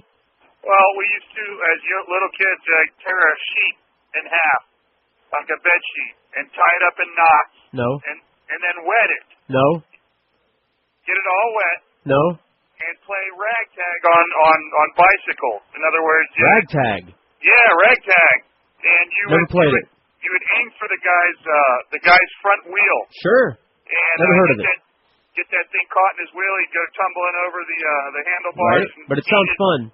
We would do that with the sticks and all with that, but we didn't make a game of it. But this sounds fun, ragtag. I want to go play now. Yeah, you could play it on bicycles, or you could just run around the neighborhood with that big wet thing and try to, hit the guy in the head or something like that. Right, try to put their eye out if you're really good. Okay, we got you down. Ragtag. You got it, buddy. See you. Is that our shortcut, Josh? Is that ours? Finally, we have gotten it. Yeah, good. I seriously, because Neil wigs often about the way things are in this place, and I try to not be bothered by it, because what am I going to do, right? They actually respond to things that he says. They totally ignore me and laugh. They're all gonna laugh at you. If I should complain, and I understand that, so I just try to go with it and just do my time and get out of here. But see, if we don't get these spots on the air, Josh, who's going to have to answer to that? We, and by we I mean you. QAM, hello. Oh, George. Yeah. Bus stops, centers, double taps. Does that ring a bell? Yeah. Box ball. Absolutely. That was the best when you did No it. slamsies. I don't play a no slamsies and no hitting game. It's like, what is that? What is that? Yeah, that was Gurney Man ball. All right. A suggestion for your poll. Sure. And then another suggestion. How about rock fight? I was talking about rock fight, and we vetoed it because now we got pretty elaborate in the rock fights with the whole garbage can lid and everything like that. But we decided that's one that will never happen. If they decided to go pro with rock fight, they would wear protective gear, which would totally defeat the purpose. Well, you have to play with no gear and no shirt. Well, just the shoes and shorts, you know. All right, well, we'll put it down there for you. Rock fight. Hey, well, how about this? Why don't we get serious about getting QAM listeners and anybody at QAM together, and let's have a Sunday afternoon of dodgeball.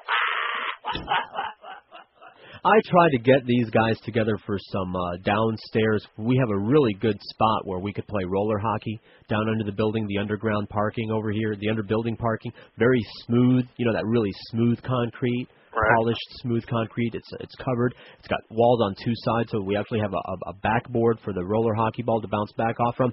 Zero interest. Well, it takes too much skill, though. Well, all right, anything. I don't think. See, these guys like to talk. I don't, with the exception of the rich guys like the Beast that play tennis. I don't think any of these guys actually do anything. Well, I can get some people together. If you want to be game and get a couple other guys, I'll holler at you at one of the appearances and we'll get up. All right, we'll do something. Take it easy. No, we're ready to go. You got your spot all queued up and everything. I'm very worried. I'm good. Okay, it's not what your mom said. 11:28 on 560 QAM. Rocks, rocks, rocks. You will find what you are looking for at Rock Mart. Grab a fistful of savings on the Palestinian area's favorite projectile.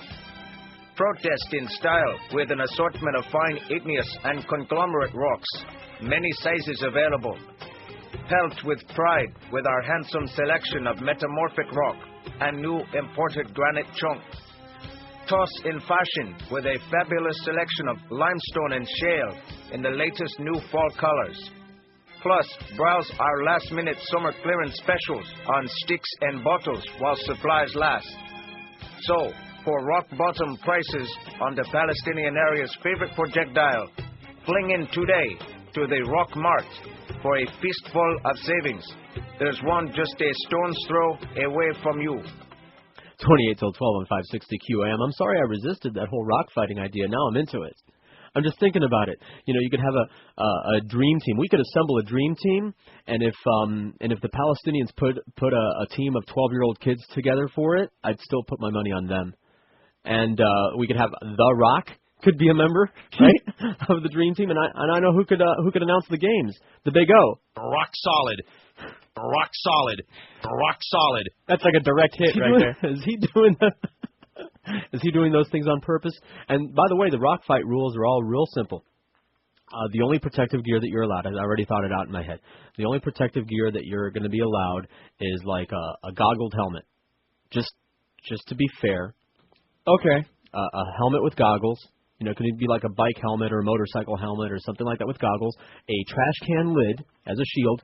No formal riot gear shields, nothing like that. It has to be a metal garbage can lid. We want to hear that impact. It has to be metal, not plastic. No, we want the kapang, and that's it. That's the only gear. Tennis shoes, short sleeve shirts, just because we rock fought with just the garbage can lid and the rocks. I didn't even use that, actually. We allowed rock launching equipment. Wrist rocket slingshots, regular slingshots, improvised slingshots. My brother-in-law made me a David and Goliath kind of sling. Nice. My aim was atrocious with it, but I got some real force. It was like intimidation factor. I could actually make the ball spin the rock when it launched from the sling. It would make a cool sound as it was going in the other guy's direction. And if it hit like a tree, those Florida trees with the flaky bark? Yeah. If it hit those trees, the bark would explode everywhere. It was very impressive, very awesome, but it was like a random shot. There's no aiming those things. Nah. People do it, and I see the Palestinian kids using those things to launch rocks. Good luck to you. Those things aren't accurate, and I tried. You didn't hit anything on purpose. You hit them by accident. But when I brought it out and started flinging, then at least we were able to cover some ground because they would dive for cover. They would go behind trees or something. Of course, reload time is also a long time on those, so they would rush us. I would get one launch off, and then we'd get rushed immediately because they knew I had to go find a rock and load it up and grab the string. QAM, hello. How you doing, George? All right, how are you? Does paper football count? Does what kind of football? Paper football. Paper football? You ever played paper football? Of course I've played paper football. That doesn't count? Of course it does. Okay. Paper football. You know what I used to do with the pencils and the pencil fights? What? I used to dip them in lacquer, and they made very good fighting things. Josh did too, apparently. George, and I think I remember mostly from school is the cinnamon toothpicks. You ever had those? We had a guy who made them that made them like right. He made them strong. He was like a crack dealer with his cinnamon toothpick. That was me, dude.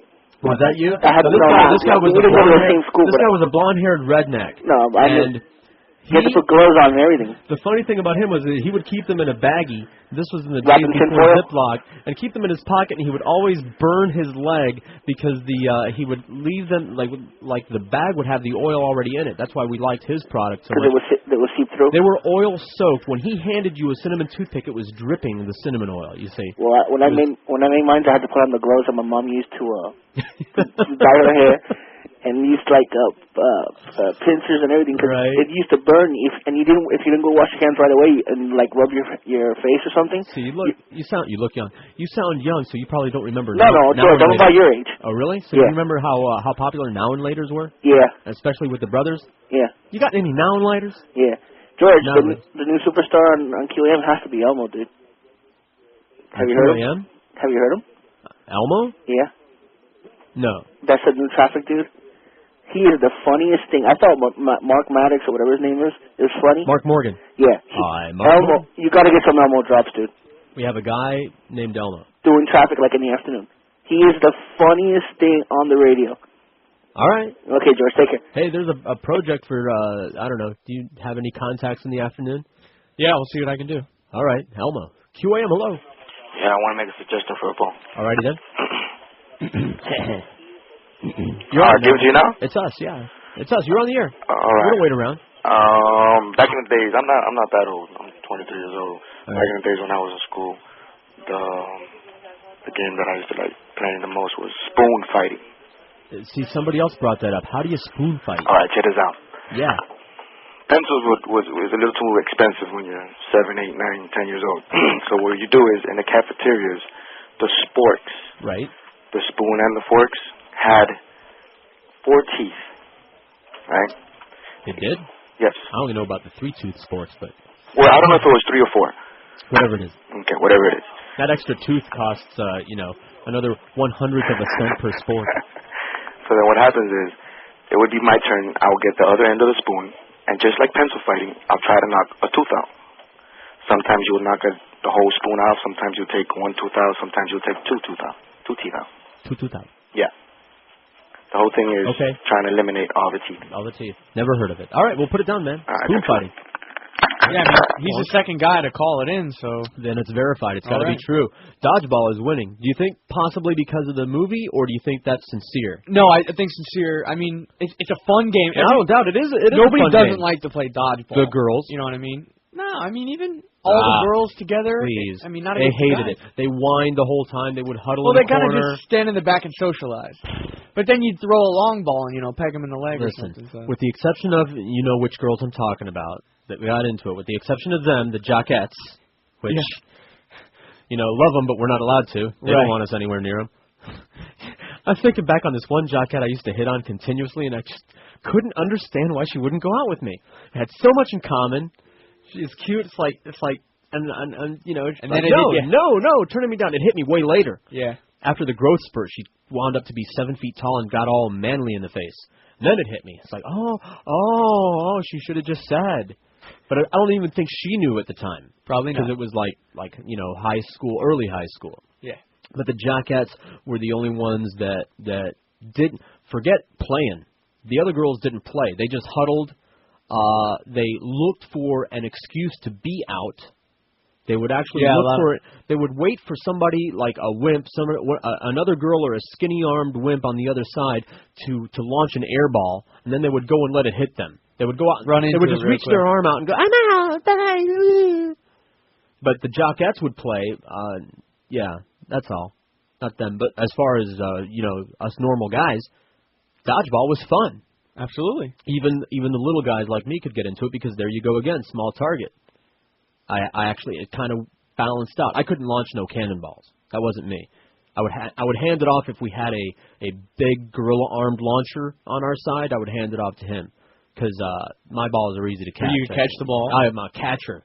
I can, even if it floors me, I'll catch it. If I do a backflip, if the cannonball hits me and launches me across the room with a backflip and a double twist, and I hit my head, I'm still gonna catch it. Nice. Yeah, that was me. I was glue, but forget a throw. I can't throw. QAM, hello. Well, you need to palm it to be able to throw it. To be able to throw a good cannonball, you have to be able to palm it, and that's the gorilla guy. QAM, hello. Hello. Who's this? Who are you? This is Freddie speaking. This is George speaking. Pleased to meet you, Freddie. Hey, George, what's up, man? Hey, how about burn ball? Did you guys? We got burn ball on here. You got burn ball. Burn ball. We put it on there, right? Yeah, it's on there. It's got 5 votes right now. Burn ball. Oh, George, you were talking about now ladies with their brothers. But remember when the candy came out called Jingles? Yeah. That was popular back then, also. Sure, it was, and also those the long stick gum, the long stick bubble gum that you could also fight with. We would. You'd smack fight with the long stick bubble gum. Yeah. All right, take it easy. And also the Jolly Rancher like watermelon sticks and green apple sticks. You could make a fortune if you actually had the money to invest to stop at the candy store. To stop, we would sometimes go to Anderson's Corner and load up if I could. You could triple your money at the playground with Now and Laters. You open up the Now and Later pack and sell them individually. The whole pack would cost you like $0.25, and you could sell individual Now and Laters for $0.10, and there were like 10 in there. Yeah. It's a crazy markup, and the people would pay it. Pixie sticks. People would pay anything for them. Okay. I think $0.25 buys you a pack, and you could sell one for $0.25. The most sugar, the better.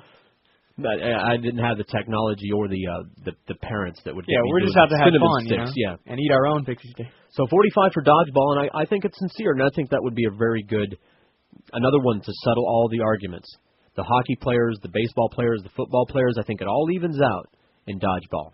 Yeah, you? Dodgeball's good. See, I'm a big fan of the kickball too. I might go for kickball. Yeah, I love kickball. Love kickball. Yeah, love kickball.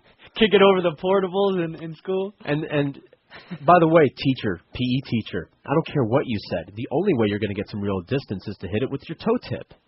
They'd say, don't hit it with the tip of your toe. That's the only way you're going to have a home run. Yeah, you're only going to hit a bomb. You dig your toe right into the ball. You can feel it sink right in there, and then shoosh, it's out of there. It's over in the girls section. QAM, hello. Hello, George. I'm never going to finish reading this poll. Go ahead, sir. George. Caller. I have one for you, Paul. Did you ever play Hot Hands? What now? Hot Head? No, Hot Hands. I'm not sure what you're saying. It's a game that you stand like in a facing a wall without looking back, and you put your hand behind you. You got a group of guys right behind you, and somebody hits you in the hand. I'm already not liking this. No, I've never played that. No? All right. Oh, All right. Thank you very much. See, there's something about... Sounds like a prison game to me or something. All of these games that we've... Right. Popular in Oz. Group of guys behind you up against the wall. See, right. That's what I was thinking. All these games that we play, somebody had to explain the rules to you first at one point, right? Yeah. I'm trying to picture myself in a situation where the guy's saying, all right, now face the wall, and a group of guys are going to get behind you, and I'm like, no. That's not going on. No. You don't even have to, don't bother with the rest of the rules. I'm already not liking the scenario. There's absolutely no way that you're going to get me into a position where I'm facing a wall and there's a group of guys behind me, right? Nothing good could come of that. No. I don't trust them. They're not, you're afraid of homophobe, you're afraid of the faggery thing. No.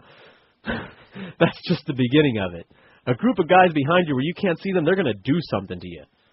Besides just hitting you in the back of the head. Something bad's going to happen. Guys will do any kind of crazy, nasty crap. You got to keep your eye on them. 17, 16 now, till 12 on 560 QAM. That an 8.5-month pregnant woman learns her husband has had an affair and is casual about it? No. But I had absolutely nothing to do with her disappearance. But I asked him to go back to the day of her disappearance and to trace his steps that morning. There was one report that a neighbor had seen you loading something into a vehicle. Did you load anything into a vehicle? Well, yeah. Anything large? My wife, Lacey, her body. Did you murder your wife? Oh, certainly. You can take a look at my hands now, and they have blood all over them. They do? Yeah. When 2020 returns. Tell me what kind of marriage was it? It was murder. Next. Did you hear that? 1212 on QAM, that nasty, tinny sounding flavor that bit had, that was them. That was the file. These Premier people, they're lazy. You think you're a slacker. You know, at least nobody expects much out of you. We pay a lot of money for these bits, and they're just slipshod. They don't care anymore ever since they went corporate. Let me take care of some old business before we can get back to this pole building fun. Okay. Hey, here. Oh, get your football going. I was really lousy at making those. So yeah, I never made them, but I could make them, but they were just had the girls make not them. good. The girls were really good at it. What? Yeah, what's up with that? And we had the guys because that's important to have a real tight paper football before you can even launch the thing. The ones that I made, they looked all right, but like one kick and they'd fall apart. Yeah. See, I suck. Here's the facts. This off the subject, of course, but we don't care. Bush and Ashcroft think the constitutional right should be taken away for the sake of national security, a.k.a. the Patriot Act. That's okay. It's okay to torture people for the sake of national security, like the Iraqis and the Gitmo situation. We should be able to take away the freedom of the press for national security and be able to torture Novak in order to find out who leaked the CIA operative's name. Good point, but of course it'll never happen. Meanwhile, back at this thing. Oh, and everybody, here's what's in the news. Let's not forget what's in the news right now. The CIA is, getting grilled for their bad intelligence. Of course, we're not going to find out about the other part of it, which is what happened to that intelligence once it got into the hands of the administration, the Bush regime, and everything, and how they used this crappy intelligence to justify the war. But nobody's talking about that, and we're not going to find out about that until after the election. How convenient. Nobody's talking about the fact. At least we're talking about it. And on NeilRogers.com, you can read stories all about it. But the mainstream press still is not talking about the fact that you were just lied to blatantly. It had nothing to do with Tenet and the CIA. It had nothing to do with their good information, bad information, or any information, whether they had any or a lot or a little or nothing. Because the decision was made long before they even got into office. This was a war for fun and profit. Their fun and profit. You die, they get rich. Go watch Fahrenheit 9/11. You don't have to watch it to know these things. We knew it before the movie ever came out. But if you don't know anything and you don't know how it happened, you don't know where, how, and how the dots are connected, just go see this movie. If you're a lazy slacker like the rest of us and you just want something told to you without having to read, go see the freaking movie. We should start a fund to show people the movie for free, like rent a theater, get people to come and see it for free. Of course, our audience, most of them have already seen it, and they'll come just to fill up the theater. The other people won't go say, I'm not going to give Michael Moore any of my money. I'm like that if it's somebody I don't like, so maybe they'll see it for free. Maybe you should get one of those trucks and just show it on the side. You know what I mean? Like project it on the side of a truck. Get a truck with a big plasma screen on each side and drive up and down the road with it, like he did with the ice cream truck in the movie. Yeah. JW says step ball, a whole baseball game, innings, men, 3 bases, blah, blah, blah, throwing the ball against steps. Never heard of it. Sound familiar to you? Sean says yes, so he just confirmed it. So step ball. Okay. All right. Sounds a little bit like pitching pennies. We're not going to put that on there. That's gambling. That's another poll for another day. George, I don't know if you've ever heard of this for your poll, but us New Yorkers played Johnny on the Pony. Yeah, I know what you're thinking. I'm thinking the same thing. You can add it to the poll. I'm sure someone will call in with an explanation on it. No, it's not dirty, says Rick. How about Young Neil for me, for a fellow burner? Rick, I would love to play Young Neil for you, fellow burner, but it's very, very long. I may play it later on if I get desperate, all right? Which is entirely possible. QAM, hello. Yeah, You're on. I have a suggestion for the poll. All right, you're on. What about belly flop contest? Belly flop contest? Yeah. Very painful, nice, Oh, I know, fun, I know. fun to watch. I'm picturing it. I'm picturing all these rich jocks doing a belly flop contest. I like it. I think I like it. Let's do it. The other thing, I think I know what game the other guy was talking about with the wall and the guys behind you. I think he was talking about Sting Ball. Sting Ball? Sting Ball. It's Sting the game. Ball. Sting ball. You know, it's a game where you're playing the racquetball I don't court. know. That sounds like burn ball. Yeah, burn ball. But right, burn ball's already on there. Oh, okay. Burn ball must have replaced box ball, because notice how box ball has one vote on here, and it's way down at the bottom. Now, is there a way we can combine belly flopping with, like, cannonball? Like, how can we do this? You know, they have diving. Right. And this counts as diving. Cannonball, belly flop. So they have diving, but I think we should have one that's still a diving competition, but the opposite of what the current diving competition is. The current diving competition depends a lot on not splashing, right? Exactly. Belly flopping and cannonball, the biggest you want to flash, right? See, belly flop is the biggest splash and what looks the Right. most painful. So we have, how about this? Alternative diving contest. Okay, fair enough. And that's not for gay divers. That's redundant. Gay divers. QAM, hello? Whoever heard of Hello? such a thing? Yeah. Hello? Hello? Hey. Hey. George, what's up? Hey, how you doing? Good. Hey, I got two of them for you, bro. One wasn't really contact, but the other one. How about taquito, bro? Remember when you used to fold up a little piece of paper and you used to shoot it with a rubber band? Yeah, that's not a game. That's just... And you used to, like, shoot it at each other? And Yeah, the other no, one that's was, not a game. That's just put your friend's eye out. And the other one was, remember with the Schaefer pens? When they used to come in that liquid stuff and you just would shoot at each other? No, I don't remember that. You don't remember that one either? Those are just things we did as opposed to actual games. It has to actually be a game. Okay. All right. We did that anyways. But All right. All right, bro. Take it back. Take it easy. I don't mind the call. It wasn't a crank and it killed a whole minute. So, I have low standards. QAM, hello. Yeah, hi. Hey, how are you? Good. Two games. The one that a couple people have called about, which is the spoon thing. But the way you started off is, on the back of the spoon, there was a little number, and you would pair up with someone, and you would say high or low.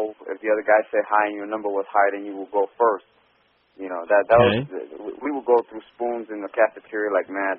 And the other game is punch buggy. Yeah, but we're going for a spectator sport. Keep in mind the poll that we're going for here. Which game would you like to see made into a pro sport? I mean, what, do you get all these guys on a bus and just drive around? We have punch for punch. Right, we have punch for punch, which we would like to see. Okay. Which is just, But just that a slugfest. spoon game, we really All right. use that a lot. I got you down. All right. Right. That spoon thing, see, they're not paying for the spoons. It was like the other caller explained. If you can't afford to be spending any money on pencils, hell. They didn't come any poorer than me. The Mexican labor camp kids made fun of me at how poor I was, all right, when I was going to Redland in elementary. So if I could swing a freaking pencil, they were a nickel out of the machine. If I could get a pencil, anybody could get a pencil. Well, there was always pencils to steal. Not me. I didn't. My stealing it when I was a kid. You couldn't find pencils lying around the school? Yeah, you could. I guess those weren't stolen. Those are free pencils. Yeah. QAM, hello. Hello, I'd like to speak to George. Yes, you are. George, how are you doing? I'm fine. How are you? Good. Listen, I got a game from back when I played in the playgrounds of Hialeah in the Parks and Recreations. It's sort of a dodgeball version. It's called Guard the Pin. You ever heard of that? Guard the Pin? Yeah, I have. Yeah. Matter of fact, sure. Yes, I used to love that. I used to do like you said, burn the girls in the back and just knock out that pin. So I don't know if you could add that to your poll. We're putting that on there. Also, Josh, while you're there at the keyboard, they're putting Kick the Can. That's a big Northwest game. Yeah, very good. All right. Well, excellent, George. Have a great weekend. You too. Talk to you soon. All right. Thank you. Burn one for me. Kick the Can was like hide and seek with a variant. And while we're on it, let's kick the can. Hide and seek is like, there's a million variations of hide and seek. I like to kick the can. QAM, hello. Hey, how you doing? Whoa, Deaf is how I'm doing. How are you doing? Speaker. There you are. What's up? Is this George? Yeah. Hey, I'm from up north, and in the winter we would have snowball fights. Yeah. But in the summer we would have apple wars. Apple wars. That's kind of like a rock fight, but with apples. No. In North Carolina, we had these Because you were supposed to use the rock apples. Mm-hmm. No, But, green crab apples, baby. Oh, baby, yeah. They're like big golf balls. You could get your 2 fingers on them like a you baseball. got it. Yep. you could generate concussions with those. Oh, And scars. not just did it hurt the other guy and produce a serious head injury, but it also exploded and smelled good. It created great special effects. Yes, sir. Apple fights. All right. Apple wars. Apple war. We'll put that down there. Apple wars. Safer than a rock fight. It smelled better than a rock fight. you just washed a different substance out of your hair at the end of the day. It was apple juice instead of blood. Yeah. QAM, hello. George. Yeah, whatever. Hey. Hey. Hello. Hello. Hey, I got one for your poll. Remember they used to have the hand slaps? Right, we were talking about that slap fight. Did we put that on there or something? I don't think we did. We never did. Slaps. I'll put it on. Slaps. All right. We got it. Thank you very much. I'm still going for it. I really want to see these rich guys play Bloody Knuckles. I mean, they'll go and play dodgeball, but I really want to see a first blood to first blood. You're not allowed to give up. All the way to first blood. You're making millions of dollars a year. You can give us a little bit of blood. Right? Yeah, let's go. I mean, it's not like, especially with the football players and the hockey players, it's like, this injury's nothing. Yeah. They'll have the hands, like, broken you get in more every injuries place. I keep wrestling going. out. In the locker room, you got more injuries than you're going to get with that thing, but still. 2 till 12 on 560 QAM. Getting bigger and bigger because of you. Wonderful WQAM. The station with a happy DJ.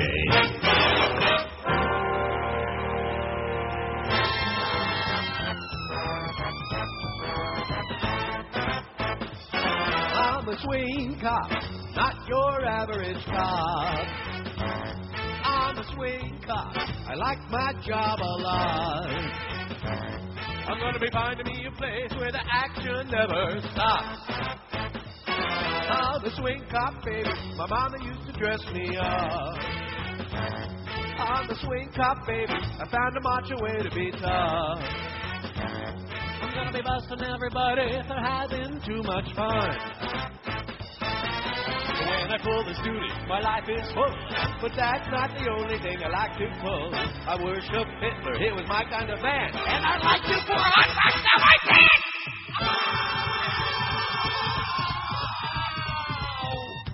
Up against the wall. I caught you giving head. Up against the wall. And your legs were spread. Up against the wall. I'm gonna haul you away and make everyone in the community safe. I'm a swing cop and take the swing club memories home. I'm a swing cop, 'cause I can't score on my own.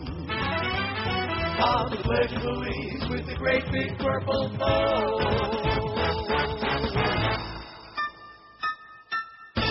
1203 560 QAM. We're doing a poll on which game should be made into a pro sport. Dodgeball has 51. Smear the Queer 28. By the way, Sean informed me, and my brother told me, I haven't seen it, but as far as I hear, right now they're starting like dodgeball on TV now. Really? I don't know. I'm sure because of the movie it inspired it, but yeah, as far as my brother said the same thing. But they're starting dodgeball on TV as far like a game show or as a sport? Like a sport. I mean, I don't know how big it's gonna get, but I mean, as far as like I can see it. See, I like all this goofy crap. Like I used to like to go to the Logger Days to watch the lumberjack competitions because they're doing crazy, kooky things. It's crazy, yeah. Have you seen the one where this is my favorite one? The one where they have a contest to saw the log in half, but the log is on top of a 20-foot high pole that they have to climb up first. No, I haven't seen that. So what they do is, and you have your axe and a board. And then you got to, with the axe and the board, you got to get up there. So the first thing is you got to cut a notch into the pole, put the board in there, jump up on that board, cut another notch, get another board, put that in there, take the other board in with you. You got board on a rope, and you just keep cutting notches, planting, and they just shove the board into the tree, into the pole. There's nothing else holding it on there except their own notch carving skills. They shove the board on there, right? Climb up on top of that board. And they're just standing, like perched, like you would be on a tree limb, swinging the axe, chopping, because this is what like the old time lumberjacks had to do this. And then you get up at the top, and then you have to cut the log through, and then you win. And then you have to climb down. And these guys just jump down, like I don't know how they jump down the length of the pole, like holding on to the side of it with one hand and just. Yeah, like I've seen like the Great Outdoor Games. I don't know if you've ever seen. Sure. Like, yeah. They grab like it looks like a big horseshoe. Right. And they've got like a log that's like 30 feet, and they just go up that thing and down it just in like a second. Absolutely, the log rolling, all of that, and sure, that's fun because those are like circus games. That's like going to the circus and watching the clowns have a competition to see who can do the most backflips or something. I mean, it's funny, like just watching it, but at the same time, it's like not anybody can do that. You know? No, that's why I watch it. Like I'll watch gymnastic competitions because it's like circus games. It's a combination. They're like doing tricks and having a contest about it. Gymnastics is like doing tricks. Yeah, basically. The reason I don't want to watch the other sports is because, number one, I could be playing those instead of watching them. And, like in the case of football, it's, 3 seconds of action for 10 minutes of waiting? You know how I love to wait. You can't see, I'm a huge football fan, but that's what it is. I know that action is real tight and exciting, but then you got to wait in between it. And a lot of the times, here's what I see. I mean, you're honestly talking about like 13 seconds between each play. Well, maybe. But then the plays are what? For the most part, the plays are all, the guys move a little bit and into the pile. Like, everybody move into the pile. They just, you know what I mean? It's like, immediately they just jump in a pile. That's what it looks like from a distance. Come on now. The ball doesn't always get launched now, does it? No. They don't always run it, do they? I mean, they try. That's what they're going for, obviously. But usually it's just, hut, jump in the pile. QAM, hello. Hello. Yeah. One of these days. Oh, let me get to this fax by Bridget. You're going to love this fax, too. As a matter of fact, it ties into what we were talking about this morning. All right. Hi, George. I love the poll today. My vote for a game is what we called catamaran, where two people sit facing each other on skateboards, lock arms and legs, and rode the skateboards down the street with steep hills. Absolutely big fun in North Carolina. Those of us first-generation skateboard punks. Sounds pretty crazy. We skated down those Appalachian hills individually and in big group. We didn't just lock two people so together. Wait, you put two people on a skateboard? You see them. You see, like, you got your skateboard, I got mine. We're facing each other the way we are now. We're sitting on them. Your feet are on my skateboard. My feet are on your skateboard. Oh, okay. Like, intertwined, all right? Then we're locking our arms, like forearms grabbing forearms, like that. So now and we're facing each other and launch down the hill. Yeah, you get going fast. A little madness. Steering? It's more like, yeah, exactly. It's like steering a toboggan if you've ever gone sledding. A toboggan isn't made to be steered. You just hope that when you launched, you had good aim. And so, yeah, you're leaning and you're steering a little bit, but what happens most of the time is you separate. Keeping each other apart is no problem because you can push each other apart. You know what I'm saying? Right. Like if the skateboards start to drift together, no big deal. You've got your arms and legs locked. You can just apply pressure and keep yourself from kissing the other guy or crashing into the other guy. But when you start pulling apart, the skateboards will go their separate ways, and then your ass will be road burned.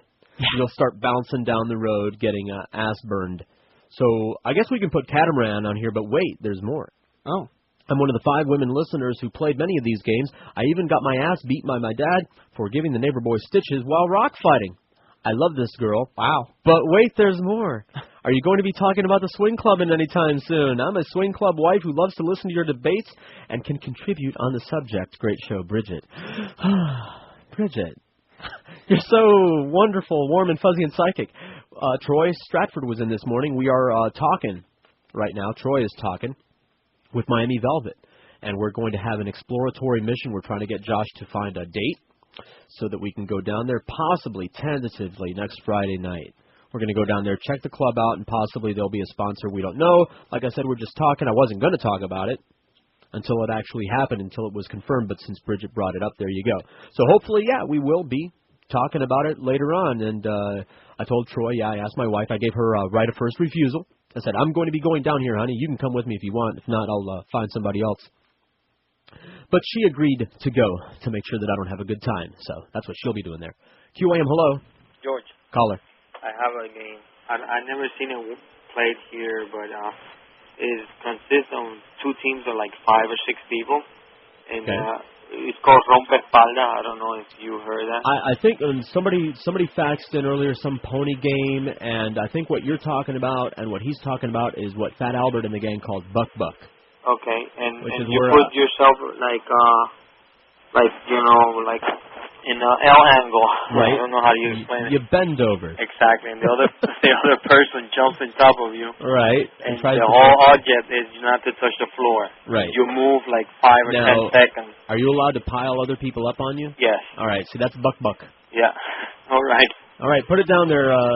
Just because, and I'm sure it's got a local name that's different in other places.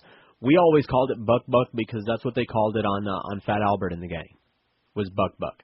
And the way they played it, which I guess is the most common way, is that the one team would all get into an L-shaped position. In other words, everybody would bend over and like lean on the guy in front of you, so you had this column, this platform, and then the other team would come and just totally pile on and try to break the column somehow. QAM, hello. George. Caller. Have you heard of Rochambeau?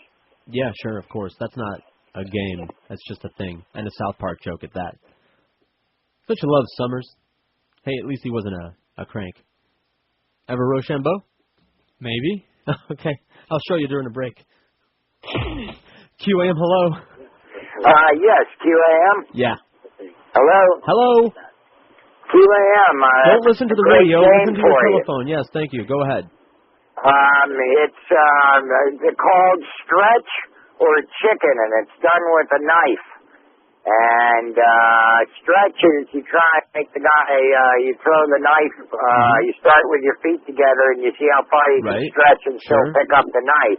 But Chicken was better because it drew blood. What you did is you started out with your feet wide apart and then came together. I know. Is this George? Yeah, it is. Hey, George. All right, we'll try to figure out a way to put that down. Because it's bloody. All right, yeah, it is bloody. That's good. I didn't like that game because I can throw a knife. The other people couldn't. Don't get into one. This is the stupidest game ever. We're going to put it down there. Not Stretch, but Chicken. It's the one where you actually try to stab the knife in between the other guy's feet. If you stab the other guy in the foot, you lose. This is how stupid this game is. And yeah, I was stupid enough to play it. Now, I'm accurate. I'm a good knife thrower. I never stabbed a knife in anybody else's foot. So I always won, which meant my feet were constantly being skewered. Now, there's a stupid You paid the price. There's a stupid game. The winner is the guy that gets a knife in his foot. How does that make you the winner? You see what I'm saying? It's a retarded thing that we came up with in our stupid heads. Of course. That's like, hey, want to have a punch fight? I get to go first, and then the guy punches you and says, okay, you win. There's what it's something like that. So I don't knife chicken. We'll put down there knife chicken.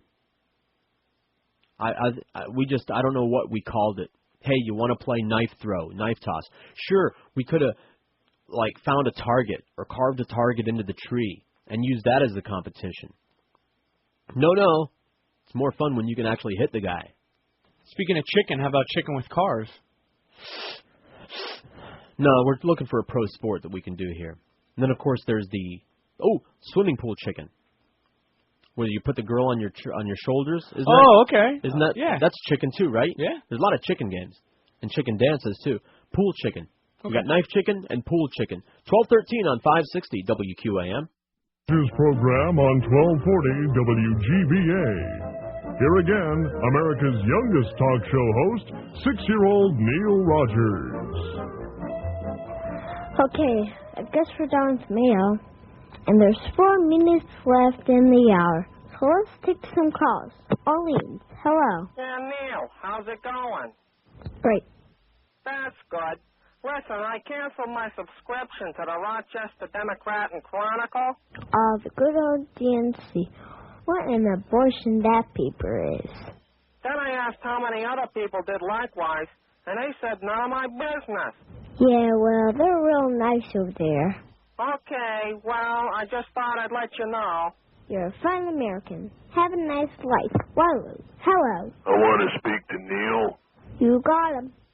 Am I on? Yeah. Neil. Yeah.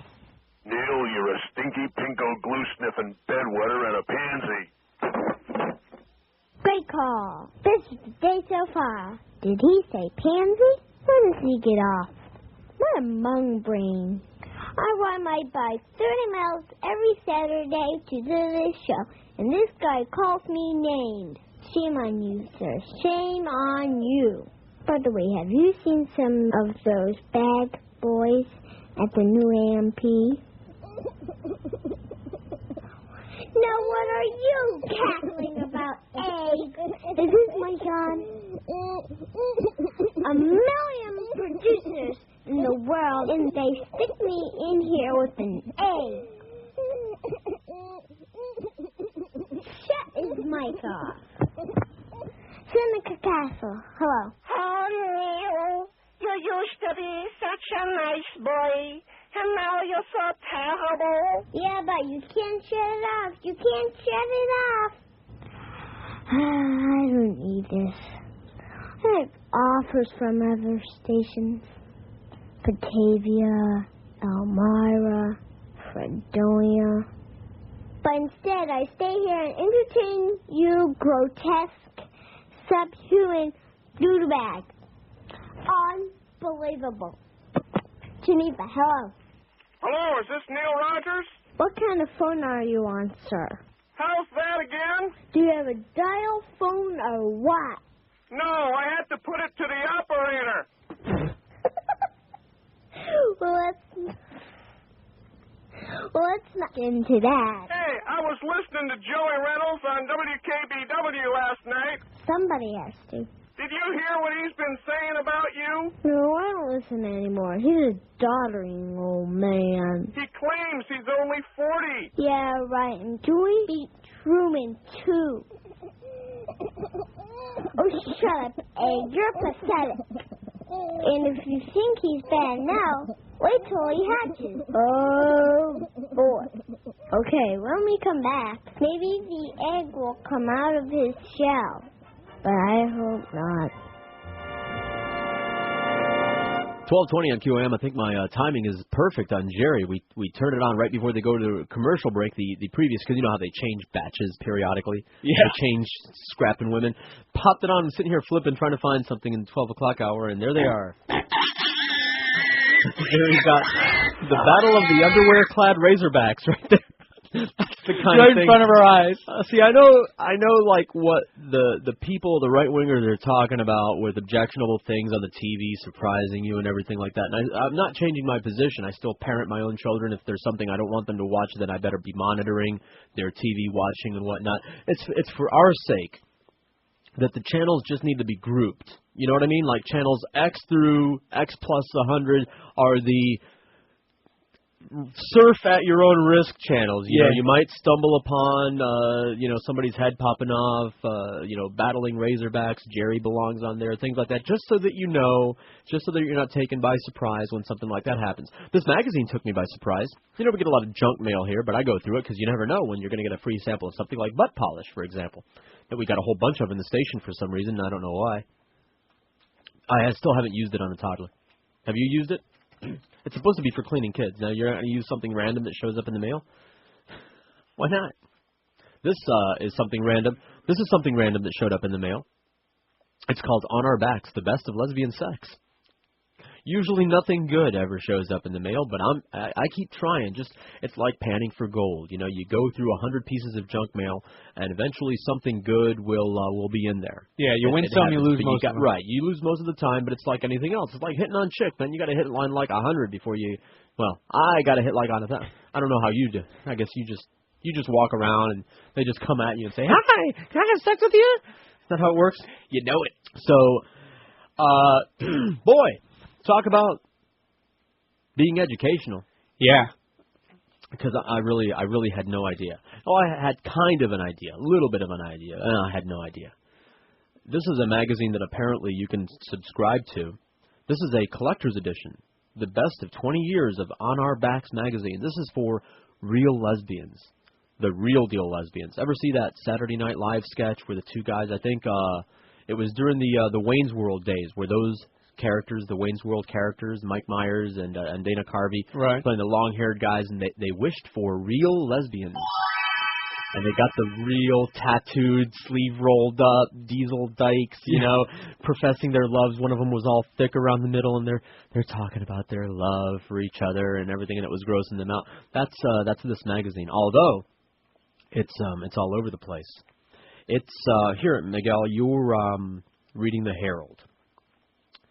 I guarantee you, and you're having lunch, I guarantee you that this is way more... Do you know what that is? You're a married man. You should know. All that stuff around it? That's the wilderness. Those are the woolly woods. Here you go. Take a look at this. Here's a pearl necklace. Somewhere you're not used to seeing one. And it's, I don't know what to think of this magazine. There are some good pictures and there are some interesting pictures. And there are some pictures in there that quite frankly scare me. Right.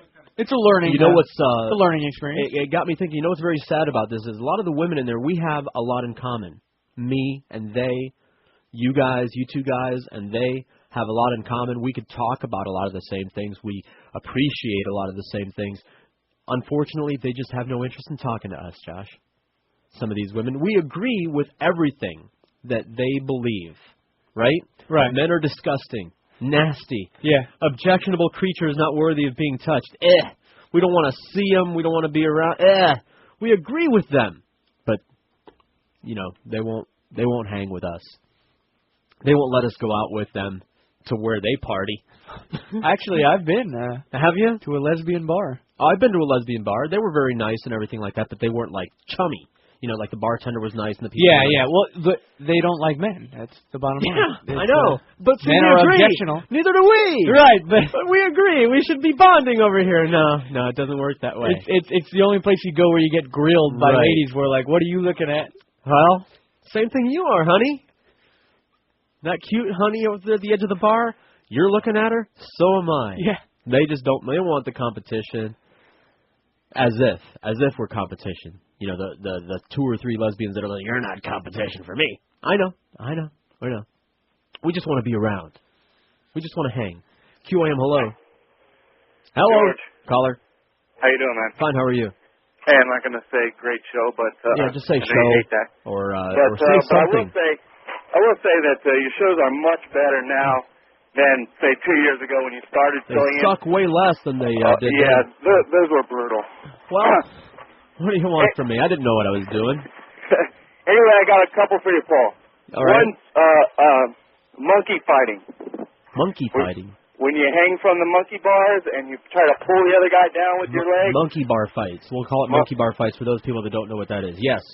Monkey bar Absolutely. fights. You know it. And this is not my favorite game, but you got to look at the sheer entertainment value it would have on TV. Staring contest. Okay. To watch 2 350-pound guys stare at each other right. until the other one blinks or laughs. Stare downs. That would be awesome. The stare down contest. You bet. It's There a you have comedy it. poll anyway. It's a fun poll for the weekend. The weekend's coming up. People are going to be doing any number of these things on the weekend. We can only hope. It's not a... We're giving people ideas for their Saturdays here. You're right. Has Frisbee golf been made into a pro sport yet? No. We got to go play in Frisbee. We got to go do the stuff. See it, and Miguel has to come with us because he's the ball buster that every time I bring up something, he says, no. Whatever I say that I'm able to do, he says, no, you're not. He's very negative. Right, he is. He's a very negative guy. if I were a tall, good-looking guy, I wouldn't be negative. Of course, he's married and has a kid, so I understand that he's all bitter and, hating life anymore. But he was always like this, even before he was married and bitter with a kid. So we're going to have to go to the park. We'll bring Frisbees. We'll bring the red playground ball. We'll draw a box ball court. And I'll do all the things that I claim I'm able to do. I'll kick Miguel's ass in all of these competitions just to shut him up. And then when my friend from Jamaica comes in from Houston, I'm going to have to build a dresser just to prove to him that I know how to use a circular saw. I made a comment in passing. We were together the other day. It's like, I don't craft, I don't make stuff anymore. I'm like, oh, yeah, you know how to do all that stuff. My office is full of all the tchotchkes and stupid crap that I made in shop class and over the years. I don't have space for a wood shop or any kind of a shop anymore. I got tools stuffed under things. I got my battery-operated, rechargeable power drill, circular saws I got for gifts. I don't know. Where am I going to use them? I'm going to unload everything. I'm going to set it all up on the back deck and work in the sun. Run extension cords and then pack everything back up and move it back into the house? Nah. So you're going to subscribe, Miguel, to Hardcore Lesbian Magazine? Now, here's a question. There are some pictures. I'm looking at some pictures in here of some of the people, and I look more feminine than a lot of these women. So, therefore, if that's attractive to some of these women, some of these really, you've got lesbians in here with facial hair, right? You saw those pictures? Yeah. I got facial hair that I didn't have to have, reverse electrolyzed on me. They've got lesbians on here that are all really butch, truck-driving looking that look way more manly than me. So, you see the point? Yeah. If that's attractive, then how come we're not to them? Is it because of what they know is there? Because of that one thing? Well, how about this? I saw Buffalo Bill tuck it in and do a dance. How about if I do that? Will that work? Didn't think so. 1228 on 560 QAM.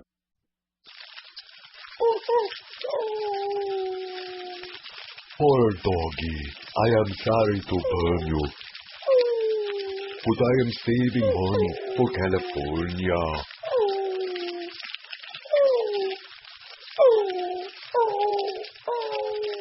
Here, you need more kindling.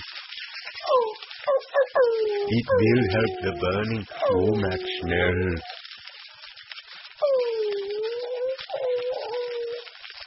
Paul Doggy, you are not an energy gangster, so to me, you serve no other purpose. Oh, look at it this way. You are giving your life to the Bush Fourth Reich that will last 1,000 years. Hail to their Bush fatherland.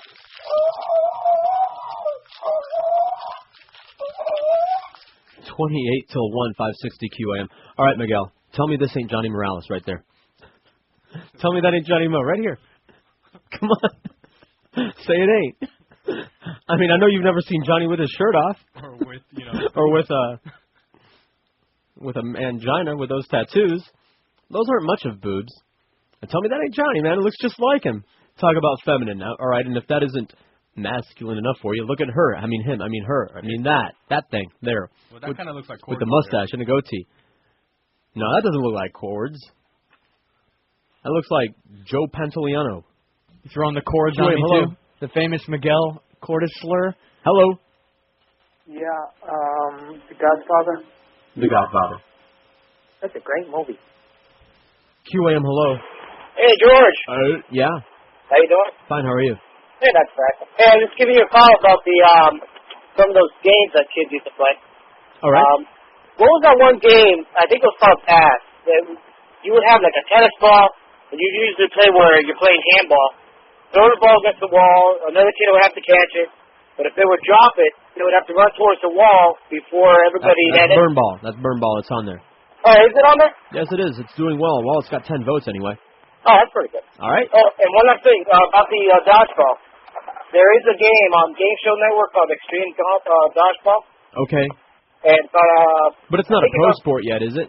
No, they actually have little teams and stuff like that. They Right. have like the Stallion Battalions, which are a bunch of little jockeys that are playing. Right. They play against like these. Yeah, but it's more like a game show thing right now. Yeah, it is a game show thing, but it's at 10 o'clock either on Tuesdays or Wednesdays. You got All to right, check it well, as out. long as it's not a pro sport, we can still put it on the poll here. Oh, absolutely. All right, All right. thanks. Have a Take good it one. easy. As a matter of fact, dodgeball is winning 59. Smear the Queer 40.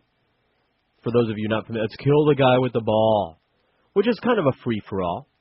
You got to have some balls to be the guy with the ball, right? Yeah. And there's different variations of that. Like there's one where you can't run, where you got to throw it fast, and then there are the other ones where you can run, which I like better because then the guy can run around and then you unload it. Yeah, nothing better than like 10 people trying to chase this guy down. Right. I mean, we're so stupid. QAM, hello. QAM, hello. QAM, hello. George, I'd like to add one to the poll. Cakewalk? Hello? QAM, hello. Yes, you are. QAM, hello. Hey, George. Hey, what? Hey, there's a book on right before The Godfather. It's called Omerta. You might want to check that out. Okay. It's Mario Puzo Nah. wrote it. Something I'd have to read, isn't it? Yeah, it's a very good story, though. Very good. Read it to me. Yeah, right. Make a movie out of it.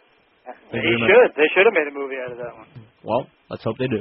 All right. Take it easy. I just don't have the time, the energy. I only spend so much time on the toilet. I wish, I could read while I drive. That's what the audiobooks are for. That's what all of that. And by the way, almost everything anymore, as far as new books coming out, is available in an audiobook version. I was in the Barnes & Noble buying magazines, buying the English version of Maxims so that I could be entertained. And they had the Clinton book on audio. Cool. It's like 20-some hours or 28 hours or something. By the way, Jerry has Battling Not As Fat Broads. The one in the red is good, and the other one is not as fat as the two underwear people that we had on earlier. See, that's why they do it this way, so that this is like an improvement over the previous crowd. Yeah. QAM, hello. Yeah, George? Yes, caller. Yes, how you doing? Fine, how are you? Good. Great. I was in the car about an hour ago. I can't believe you guys are still playing this game thing, so I got one for you. All right. When I was a kid, we used to call it chicken darts. You ever heard of that? Chicken darts? Yeah, two people. Let me describe it to you, because I know somebody else has played it. two people face each other, and you take regular household darts that you throw for competition. You spread your legs as far apart as you can. We had knife chicken. That's the equivalent, but you're just talking about with darts. Oh, knife chicken. Well, this is better. It's a little bit safer. And then you then it's not better. Safer is not better. Now wait, let me describe the ultimate outcome here. All right. You throw the dart in between, and you move your leg to that spot. You say, okay. Eventually, you skewer somebody's foot. Yeah, inevitably somebody got a dart in the calf or something. That's not nearly as fun as a knife. Oh, okay, so we're not making the list. No.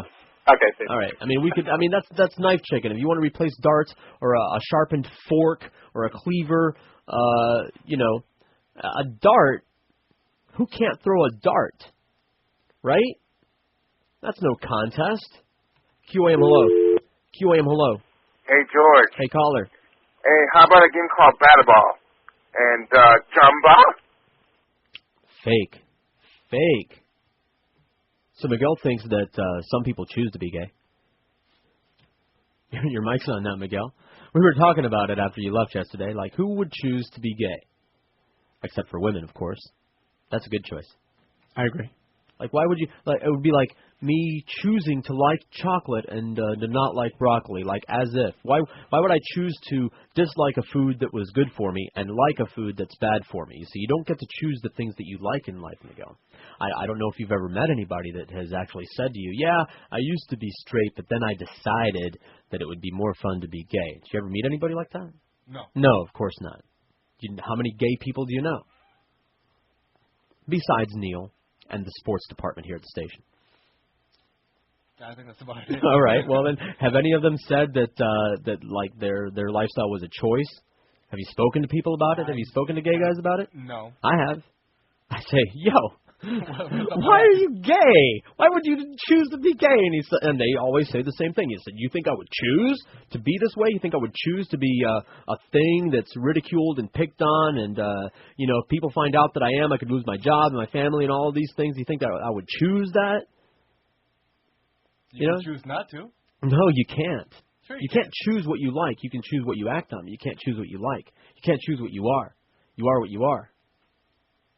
Okay. Like Popeye said. I just thought I'd bring that up. I actually wrote it down. Miguel thinks some people choose to be gay. QAM, hello. Dude, I'm so wasted. Me too. QAM, hello. George? Caller? Yes, what's happening? How you doing? Going for the poll. I can't And then, for about? To play it up now. But then, when, hey, but the second time, take it easy. I love that game. What did they say? Look for the QAM van today from 2 to 4 at the Hooters in Doral. Stop by for specials on Miller Lite and to win Marlins tickets. That's at the Dooters in Doral. At the Hooters in Doral, Northwest 87th Avenue from 2 till 4. Then join QAM tonight from 8 till 10 at the Old Cutler Oyster Club, located at 18415 South Dixie Highway in Miami. Stop by for specials on Presidente Beer and to win Marlins tickets. That's tonight at 8, Presidente Beer at the Old Cutler Oyster Club. Did you hear the Big O say rock solid yet, Miguel? Oh, man, that's not easy to find. We got to label it something else. I didn't know we had so many things. I didn't know we had so many things that start with rock. Rock solid. Rock solid. QAM, hello. Hello. Goodbye. QAM, hello. Hey, is it George? Yes, sir.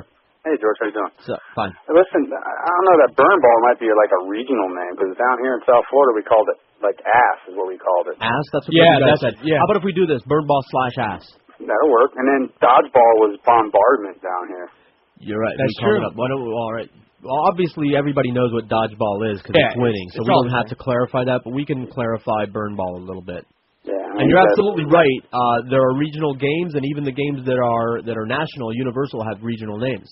Yeah, you're right. All right. All right, well, have a good one. Thank you. Thank you very much. I don't know. I grew up down here. That's not what I called it. What did you call it?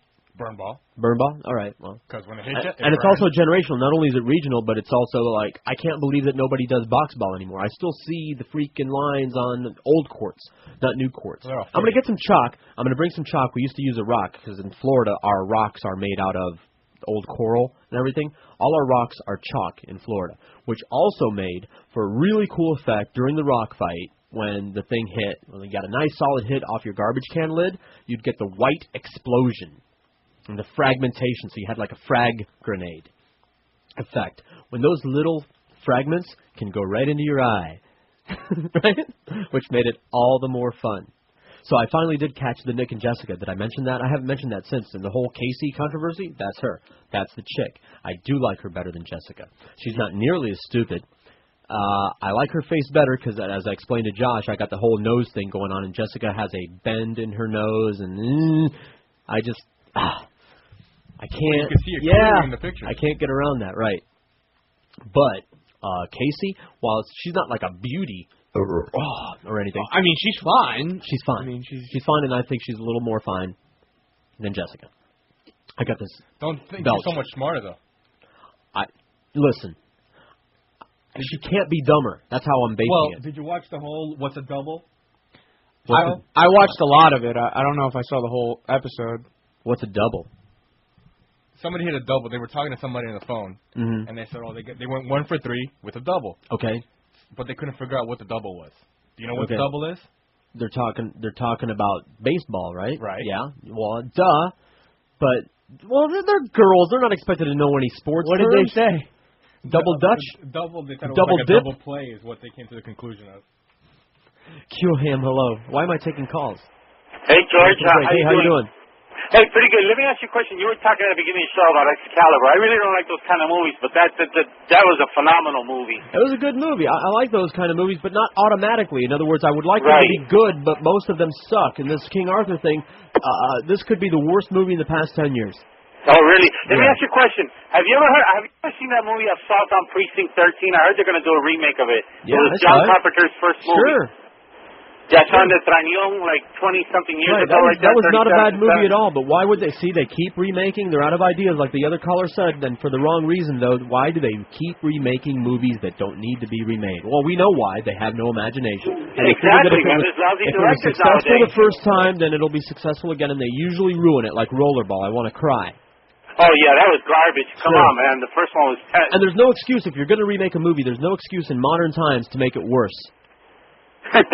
we know what we're doing. We're supposed to be better. You know, as time goes on, you're supposed to be better. Like, if we build a bridge these days, it's supposed to be better than a bridge we built, 50 years ago. Exactly. You're supposed to have learned things, but no.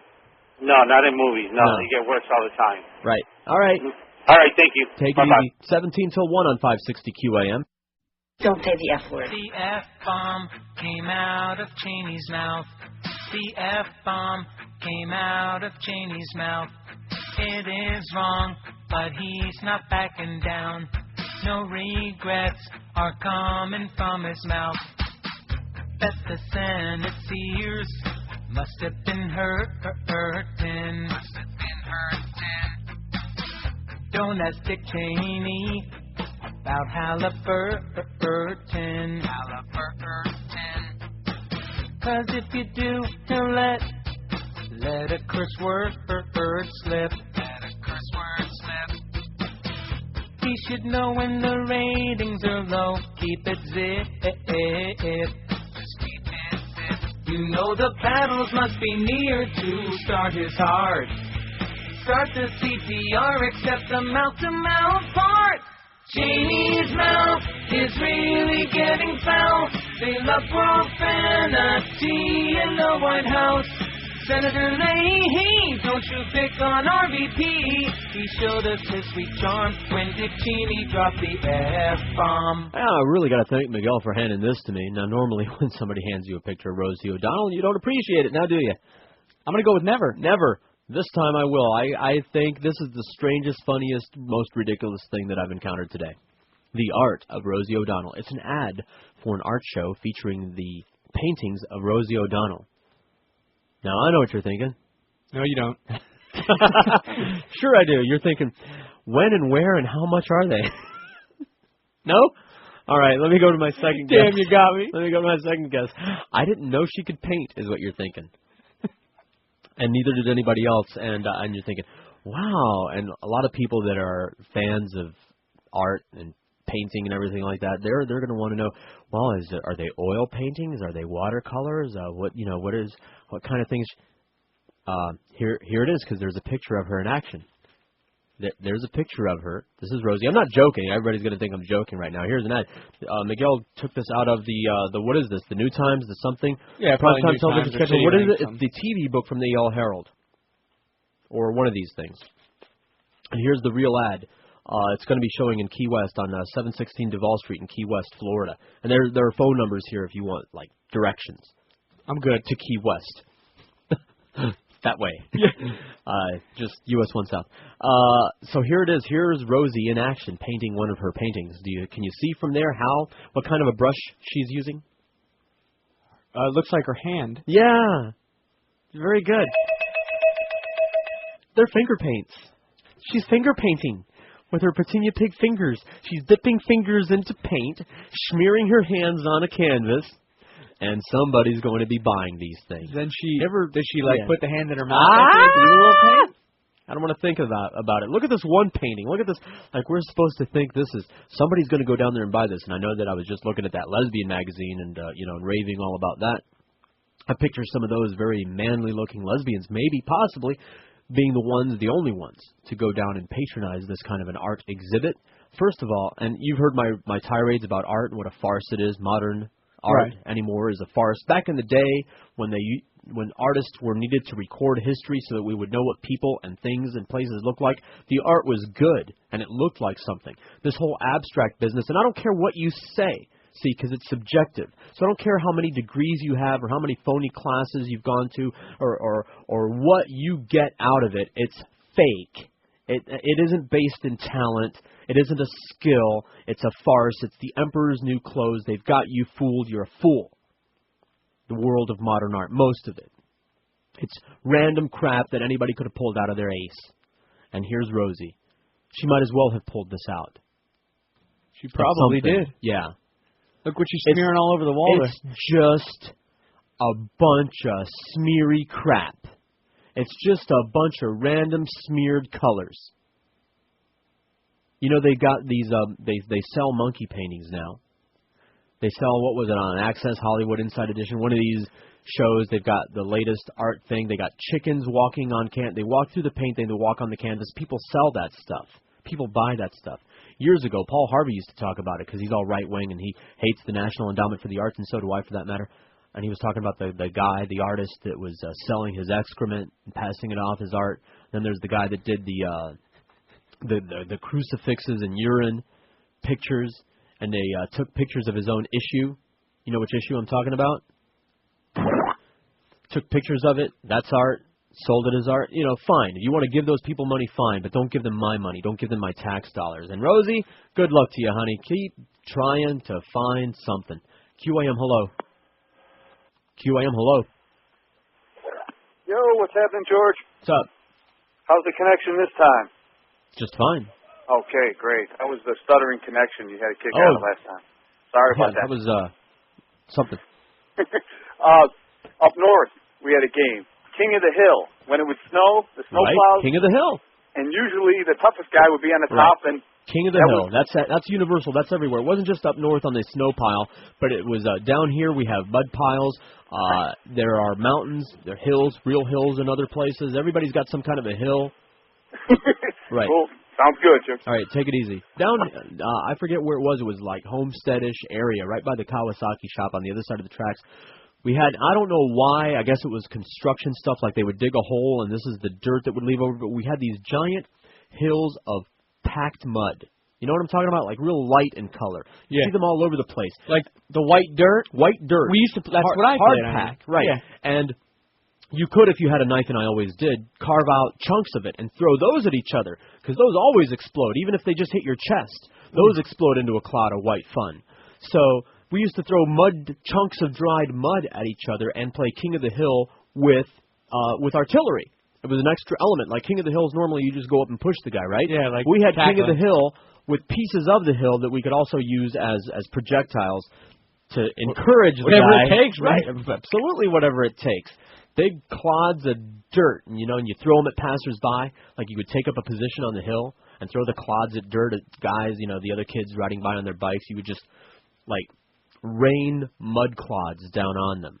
I could really go for a big mountain of mud right now. I'm getting myself all excited. Either that or some Frisbee. QAM, hello. George, on the seventh day, God created... QAM, hello. Hey, George. How are you? How do you guilt trip your fat girlfriend into losing weight? I don't know. Let me know. All right. QAM, start cheating on her. That's my suggestion. QAM, hello. Yeah, how you doing, George? And, keep poor secrets. Like, say, hey, I'm going out to have that sex with that other chick now. Go ahead, sir. Yeah, the game Bombardment? I think Bombardment is basically dodgeball with basketball, right. but with basketballs. With a basketball? You line up on each side of the center court and you throw basketballs at each other. That's Bombardment. Okay, whatever. That's dodgeball. Dodgeball's on there. And by the way, ain't no ball better than the red playground ball. The kickball. The kickball. The dodgeball. It's got a little give to it. It's also the box ball. It's got a real cool ping sound when it bounces off the concrete or the asphalt, right? Like ping. Yeah. It feels good in your hand. It's got the grippy surface that you can grip. It's a ball. It's got give. Right. It's hard, though. Some of us can palm it. It's got weight, so you can launch it. It's the best ball. All right? I agree. Best ball ever. You can, in a pinch, use it as a soccer ball, kickball, basketball, any kind of ball. Yeah. It's the ball. Volleyball is okay for volleyball, but not for other things necessarily, and it's also a little bit hard. Hell, I liked volleyball better with the red playground ball, because you know how you'd have to improvise sometimes. Sometimes at PE there weren't enough of the proper pieces of equipment, or if you go to the park, we're always improvising. Hell, of course. We've all used every kind of ball for every other kind of purpose, right? Yeah. We played football with the freaking red playground ball. Why not? We don't care. We're kids. What's a rule? QAM, hello. Hey, George? Hey, yes. Hey, how come every time I look at Joe Rose and his boobies, I get excited? Does that make me gay, baby? No, because he's got some very luscious boobies, so. Doesn't he? Yeah. Jesus Christ. All Oh, right. my God. All right, George. Take it easy. As long as that's the only part of him you're looking at when you're getting all aroused. QAM, hello. Chamba? QAM, hello. QAM, hello. That was Gilbert. Gilbert Hey, Sullivan. George. Yes. Well, I know, I don't know what the balls actually are on the pole, but did anyone say tetherball yet? Tetherball. Tetherball. Dude, tetherball. Professional tetherball. Right It's like on. up on a rope, but it's ball on the rope. All right, we got it. Tetherball. Cool. Put it That down was there. the ball on the rope. Ball on okay. the rope on a pole. Which tetherball, I was 50-50. It's not that I didn't have the skills, but here we go once again where, hey, George is there. Just hit it so that it goes up over his head, and they just wrap it around, and I'm just standing there. No, Miguel. Right. That's what it would have looked like if I was stupid enough to try. Miguel's doing the thing of me like jumping up and missing. It's like, nah, listen. I know my range. There was no jumping up and missing. There was just me standing here like this. Here, I'll do the imitation of me playing tetherball against some tall hole like you. Yeah, no, it looked like this. I just folded my arms, right, flipped them off, like, yeah, go ahead, wrap it up. You're talking about a staple launcher? You launch staples with a pen? That's new. No, we would do paperclip rubber band trying to put the other guy's eye out game. Turn his mic on, man. Taquitos. Taquitos? Isn't that a little taco? Yeah. I will make one. No, I get those. Oh, the paper one. No, I know. Yeah, absolutely. With the rubber band. I'll make one to nail him with it. Right. Yeah, I got some rubber bands in here. I got a big, thick one. And a rubber band, too. QAM, hello. Hey, yeah, I used to do the paper with rubber bands, but we used to try to hit the old lady's pocketbook. Okay? Yeah. While you're out like the mall. Are you a mugger? No, I mean, you try to snap. As long as you hit it and it bounced off the person, made a round pop, you won. But I had one little black lady came over, saw it was us, she slapped the white off you. I never did it again. Hey, only kids are fair games to any of these kid games, man. Like, I can't imagine throwing a clump of that mud at, like, a passing car or an adult or something. They're they're civilians. You could, but that wasn't me. That's like the kids that throw things off the overpass and everything. Nah, I had a very serious line. Only contemporaries were potential victims. 2 till 1 on 560 QAM. What's the weather? The living couldn't be better. So live with WQAM. Rock solid. Yours truly, WQAM.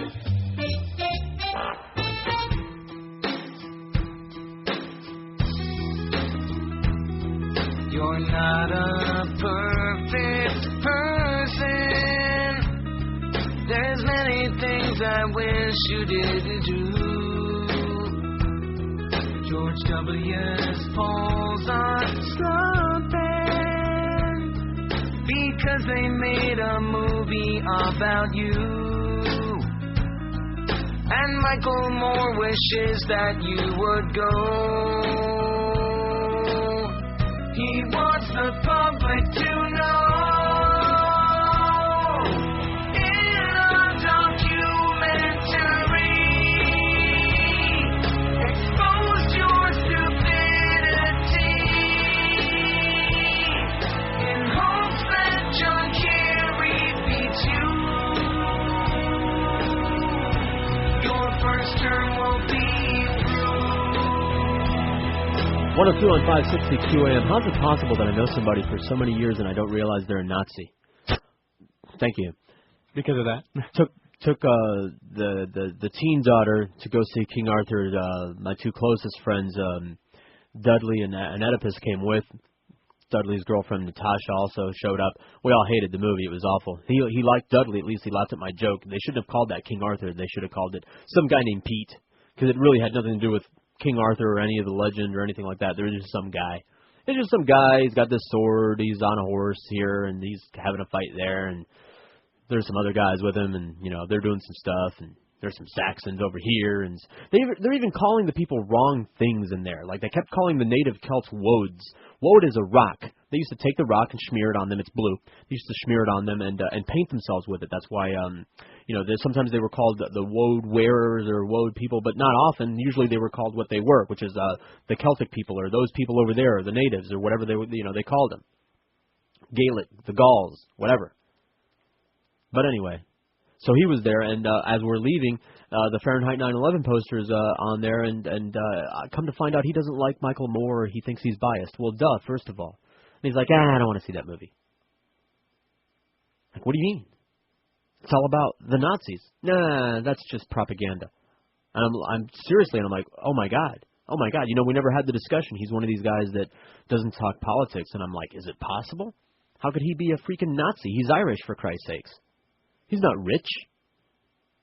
So I'm going to have to drag him to see it. It's very depressing. Here's a fax from Devin. George, I can't believe you remember the Fat Albert game Buck Buck. Oh, yeah. Listen, the Fat Albert, I love the Fat Albert Cosby Kids show. Watched it continuously. We didn't have a lot of options. Like I was trying to explain to Miguel, who I'm calling out officially. We'll get to that. He's been busting my balls way too frequently, so I'm afraid I'm going to have to challenge him. He's younger than me and larger than me, but I'm going to have to challenge him to some sort of a physical contest to shut him up once and for all. I say demolition roller hockey. That's my first choice. And if not, we can play that other game. Demolition roller hockey? Demolition roller hockey. It's one-on-one. The net is not guarded. It's got a flap over it for scoring or just nothing in front of it, and it's just me and him, and the only rule is score. I'd like to see full Miguel contact. That would... Full contact. Matter of fact, I'll even handicap myself. He can wear as much gear as he wants. I'll wear nothing but skates and a stick. I'm going to cover my groin. Okay. Not with a cut, but with a Tarzan-like loincloth. In other words, no protective gear on me. I'll skate in cutoffs and a T-shirt. He can wear the full-on gear. I got 2 hockey sticks. I'll give him the longer one. All right?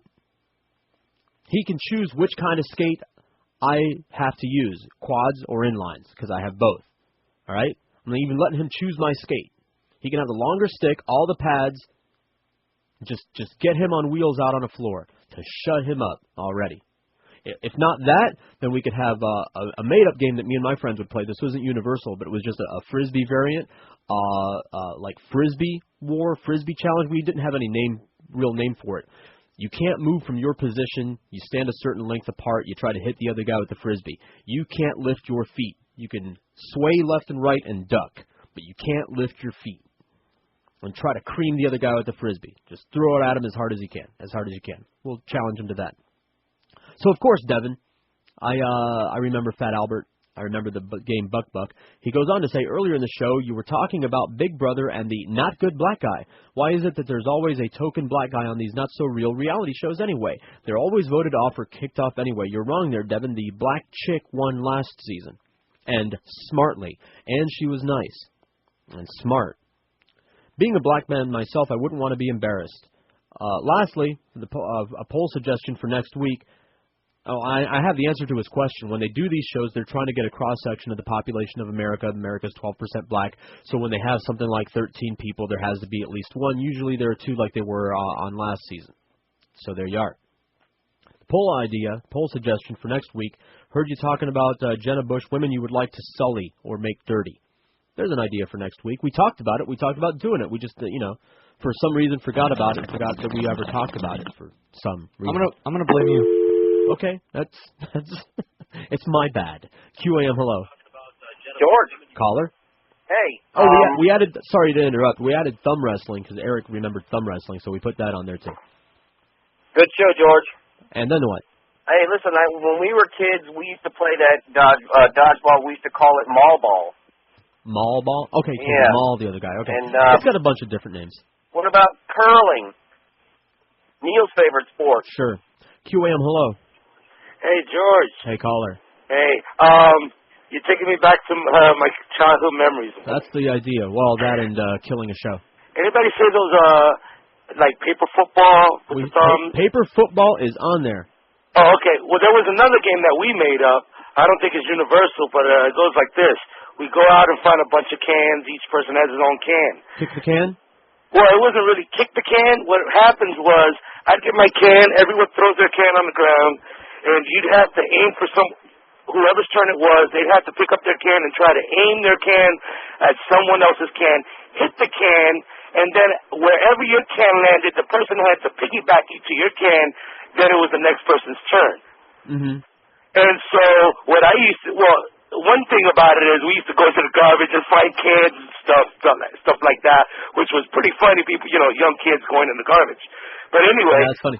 I used to use tin can while the other guys used aluminum cans. So mine used to fly for like 10, 15 feet. And these guys, I was an overweight, fat kid. I think you're a cheater.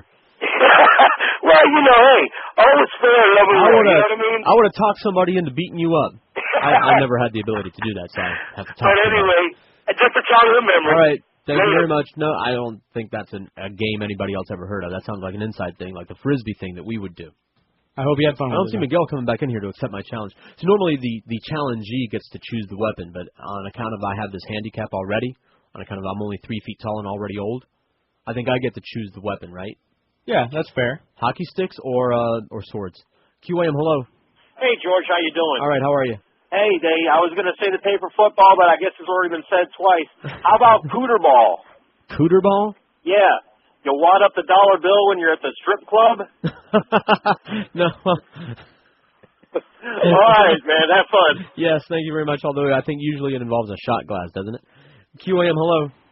Hey. Yes, sir. Racer X, how you doing, buddy? Hey, what's going on? Long time no hear. Yeah, listen, you're talking about all these games. A game that I used to play a lot, used to get the whole neighborhood involved, was flashlight tag. Flashlight tag? Yeah, it's sort of like a hide and go seek, except you got to get all Rambo'd up in your dark clothes. You play at night, of course, and you hide. You lay out an area of the neighborhood where you're allowed to hide in. Right. And you hide in trees, bushes, wherever. Right. Large scale. We called that around town. Oh, it was a variation of hide and seek, and it was just manhunt. It was citywide. I mean, it was like town-wide. You mark out. You decide. You agree on boundaries. Yep. You can't go into businesses, but otherwise it's the entire town, and we call right. it And once you see the person with the flashlight go past you, then at that point you're allowed to make a break towards the base. All right. But yeah, I don't know. I mean, we put hide and seek on there. It's got a million variations. We got kick the can on there already. Sure. Right. Another thing is. You have me intrigued to go and find another position at a movie theater where I'd have access to late night to invite people to come and watch different movies. Yeah, well, I wish I had a connection. I got a lot of connections, and that's not one of them anymore.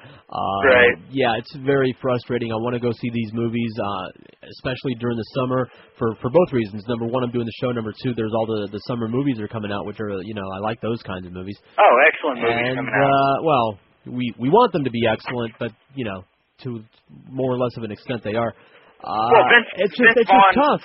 Vince Vaughn and Will Ferrell movies are always going to be good stuff. Robert Grieper said that the Anchorman movie was funny, which means it's probably not going to be. All right, George. I'll talk to you later. I might have to wait. Thank you. I might have to wait for that to come on cable. It starts running into some bucks when you start seeing everything that's out there. Like, I really wish. Normally, I don't care. Like, I went to a matinee to see this King Arthur turd yesterday, and I really wish I hadn't spent the money. It bothers me that cost me money. The soda, all of it, the whole experience. Boy, was it bad. Boy, was it bad. They didn't just not follow any part of any legend from anywhere, but they actually introduced stuff that nullified the legend. Like, if this happened this way, then there would never have been a King Arthur legend. They kind of contradicted themselves all the way through. If it happened anyway like this, then there wouldn't have been the freaking legend that you people are talking about. You morons. It just, it was bad. But Casey is cute. I finally saw Casey. That's why I'm going to be watching the Nick and Jessica show now. For two reasons, Casey. And now that I know, based on that Star or whatever, the Inquirer, the Globe, now that I know that they're not having sex as much as they used to, and Jessica's going to start getting frustrated because that's going to happen. Sure. So I'm waiting. I'm just going to start vulturing around. 1 on 560 QAM. Dangerous is a rugged, outdoorsy fragrance for macho guys like you and me. Splash some on and feel your inner beast swell inside your chest. Manly, huh? I tried to splash some on my face, but it melted. Try my new cologne, Dangerous. If you act now, you'll also receive a free sample of my new Elephant Man aftershave. Michael Jackson's Dangerous. It smells like me. Really weird. Oh, sorry, just reading this fax over here. And thank you, by the way, Brian. We've got a listener in the Bahamas over here. Hello, George. Great show. Just wanted to let you know a couple of things. First of all, foosball is a pro sport. In FHM a month or so ago, they had an article about a tournament held in Vegas where people from around the world competed, and they talked about past championships. That's part one, so let me respond to that. Just because they have tournaments doesn't mean it's a pro sport. Not to be nitpicky, but we're just trying to fill up a poll here with stuff. Pokemon has tournaments. Yeah, I was just going to say video game. If it's a game, there's tournaments. There's tournaments for maybe more than just foosball on this thing. They have air hockey tournaments and at all different kinds of levels. And maybe there are people that are making their livelihood doing it with the prize money from these tournaments. I doubt it, though. Like, I don't know if anyone's making a living by playing Pokemon or foosball. I don't think so. But what we're thinking of here, for the sake of the poll here, is like a league. Like you turn on ESPN or the Deuce, and they've got regular games, right? That's what we're talking about. Yeah. Like games, real, and they got leagues and with teams. What's that? What are you laughing at? My Wide World of Sports theme? Yeah, that was great. What? I know all the tunes. All these people, it's like the Scarface guy. All these people presume a lot of things just because they don't want to watch steroid junkies, rich steroid junkies play games on the weekend across the lawn. Second part of the facts, I don't know if this happens to anyone else, but whenever I try to vote on the poll, I get Internet Explorer that has problems. Yeah, it happens to other people, and I don't know why. We forwarded the information to Eric. If you want to email Eric and whoa, thongs on whatchamacallit. Blind Date. Did you see her? She's not got a great face, but her body is just okay. She's all right. She's not perfect, but she's nice all right. rack. She's got a big old rack, nice figure. She's with this very tiny member. Look at that. Look what he's doing over there. He's trying to say that it's huge. And she's saying, she's holding her fingers like maybe a millimeter apart, saying, is it this big? And he's holding his hands apart like I caught a fish this big, saying it's that big. That was just a brief little thong incident there. Sorry about the distraction. We have heard from other people about the website I'm talking about, that they have trouble voting for a variety of reasons. I don't know why. You can email Eric at neilrogers.com, and that may or may not do anything. Eric may or may not care. He may or may not respond, and he may or may not have a solution, and it may or may not be his fault. But here's what I do know for a fact. I don't know anything. I can't do anything. How's that? Fair enough. It's out of our hands. It's there. We want it to work for everyone. We want everyone to have a good time on the website. Go there, read some stories. There's some really, really good stories on there right now, all about the CIA business and all of this other business that's going on. You should read it. Check in with it every day. Vote on the poll. Any kind of technical problems, address it to Eric. Eric's a busy man. He may or may not respond. QAM, hello. Hello. How you doing, George? Yes. Hey, this is Frank in Sunrise. Hey, Frank. So you saw that movie, huh? Don't you watch the previews? You should have known Arthur was going to be terrible, but you didn't see the rundown, huh? Are you a crazy person, Frank? No. Hey, listen, I got a game. I don't know if it was put on the list or not. Did you ever hear of Scully? No. We used to play it in New York. I don't know if they ever played it down here. We used to fill the bottle caps up with wax. Okay. And we had on the streets, we used to have the board set up with numbers, and we'd have to get into each number, and we'd knock players out by hitting their bottle caps. You never heard that game? No, it sounds like hopscotch or shuffleboard. No, it's called Scully. And then another game, you guys ever play stoop ball? No. Stoop ball, we used to go to the stoop and hit the ball up against the stoop. Okay, no thanks. Although we got a game on there that, isn't that what the guy said? I can't remember what he said now. Was it Battle Ball? Was that it? At the stoop or something like that? Sure. I didn't like Frank. He bugged me. He insulted me. Look, just because the movie's got crappy previews, that doesn't mean... Actually, the previews were not that bad. Even though the Arthur guy kind of looks like a wop, I think he was. Well, they kept trying to say, oh, he's native, he's Roman. They did everything wrong. Everything wrong in that movie. But I'm not going to not go see a movie just because the previews stink, even though there was really nothing in the previews that said anything about the movie. They just had a clip of a whole bunch of the fighting scenes, which were weak. Yeah? But that's all they're going to... Yeah. Fighting scenes? Not even... I got some standards now, and the bar keeps getting raised by movies like freaking, whatchamacallit, Braveheart. That's a tough one to beat. Troy, okay. Just fine as far as if you go to just see the fighting. You want to see a whole bunch of fighting, mass combat, individual combat, just fine. No problem with that. There were some good fights in Troy and all that. Nothing in this one. Nothing. I mean, they had some fights and it was just the same kind of stuff. It's just like the run-of-the-mill stuff. Sitting at home on a Saturday afternoon watching old reruns of some other, like Quo Vadis or any of these old medieval movies. Yeah. Not even like the good ones like Robin Hood, like the Errol Flynn Robin Hood, which had some phenomenal fights, individual fights. Not even like on that scale. Just QAM, hello. Hey, what's up, George? How you doing? I'm doing all right. Hey, I got a game for you, but I don't think a lot of people have played it. I was living when I was young in a cul-de-sac area, a lot of new houses, a lot of kids, coming in. All wanted to be top dog. We had a game. I don't know what it was called, but it was basically you stand your butt on an ant pile and see how long you can last. Well, that's a game. I mean, we certainly had plenty of ant piles, but no, we never did that. Nobody. Well, how about this? I mean, yeah, sometimes people would find themselves on an ant pile, but it wasn't like. No, this was purposely put there. We sit there, we time you. And, whoever lasted the longest, that was the top dog, and you could only come back after your legs were healed. I'm sure glad I didn't hang out with you guys. Hey, we had to stop it because one guy was allergic to ants, and we didn't know it. That was extra fun. Yeah, well, all right, thanks a lot, man. Take it easy. I mean, we would do ant pile tricks to each other. Like you'd get those... I don't know, those little hand buckets, the kind of stuff that you would play with at the beach, or if you took a bath, like the kids take baths, the stuff that you dump the water on their heads with, you'd find something like that, and scoop up, you'd get the ants all aggravated, scoop up a whole bunch of ant dirt mixture, and then go pour it in your friend's hair for fun. We would do things like that, or tape a kid to a tree where there was an ant pile at the base of it, give it a good kick, and then run like a son of a bitch. Well, his screaming is going to bring parents. Eventually. I got you. Yeah. But no, we never made a game of it. We certainly never let anybody tie us up over an ant pile or anything. QAM, hello, on purpose. Yeah, I'm here to talk to George about the 2 new games I got. All right. You're on the air right now. Yeah. Oh, I'm on the air? Sure. Oh, cool. George. Yes. How you doing? Fine. How are you? Good. You ever played this game with the knife when you have 2 guys standing across from each other, right? Right. It's on there. It's Knife Chicken is what we decided to call it. What'd you call it, Knife Chicken? Knife Chicken. You're talking about the one where you throw the knife between your legs?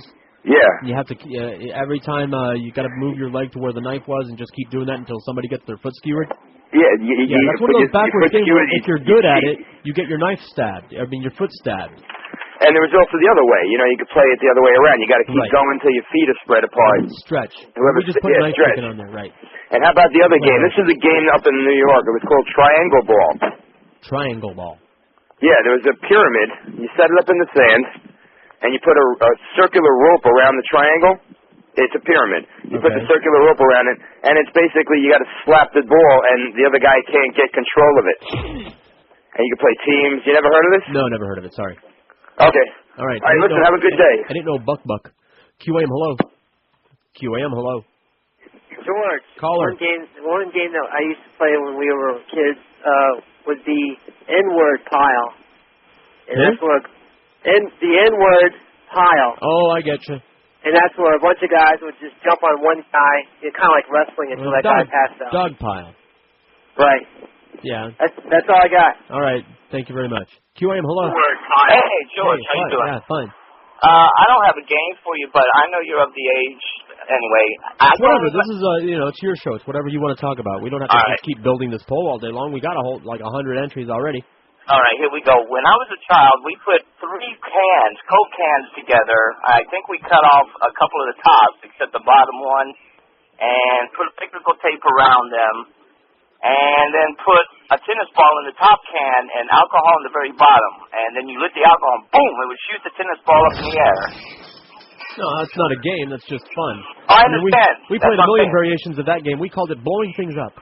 It's not a game. I just wondered, does anybody out there remember how to make it? I don't remember how to do it. I want to show my boy. I can show you how to make a spoke gun out of bicycle spokes. Oh, I know how to do that one. All right. All right, George, thanks. Take it easy. So what you do is you take the spoke off of your friend's bike. Notice I said your friend's bike. Of course. And you take a book of matches and you scrape off the heads of the books of matches into the hollowed out spoke. Right? You know, the spoke nut at the end of it. You keep filling that up almost all the way full with the phosphorus from all these matches. Then you break off the sharpened tip of a pencil and you shove that in there. That's your projectile. You shove that into the end of your spoke gun. You bend the spoke so that it's pistol shaped, and then you sit there with your lighter and you heat up the spoke nut, which is now filled with phosphorus and a pencil lead. You heat that up until, of course, it pops off and shoots the pencil lead into your friend's eye. I think they do that in prison. They, but it takes a lot of time, so it's not a very good weapon. QAM, hello. QAM, hello. Nice timing. Hey, George, what's up, man? All right, how are you?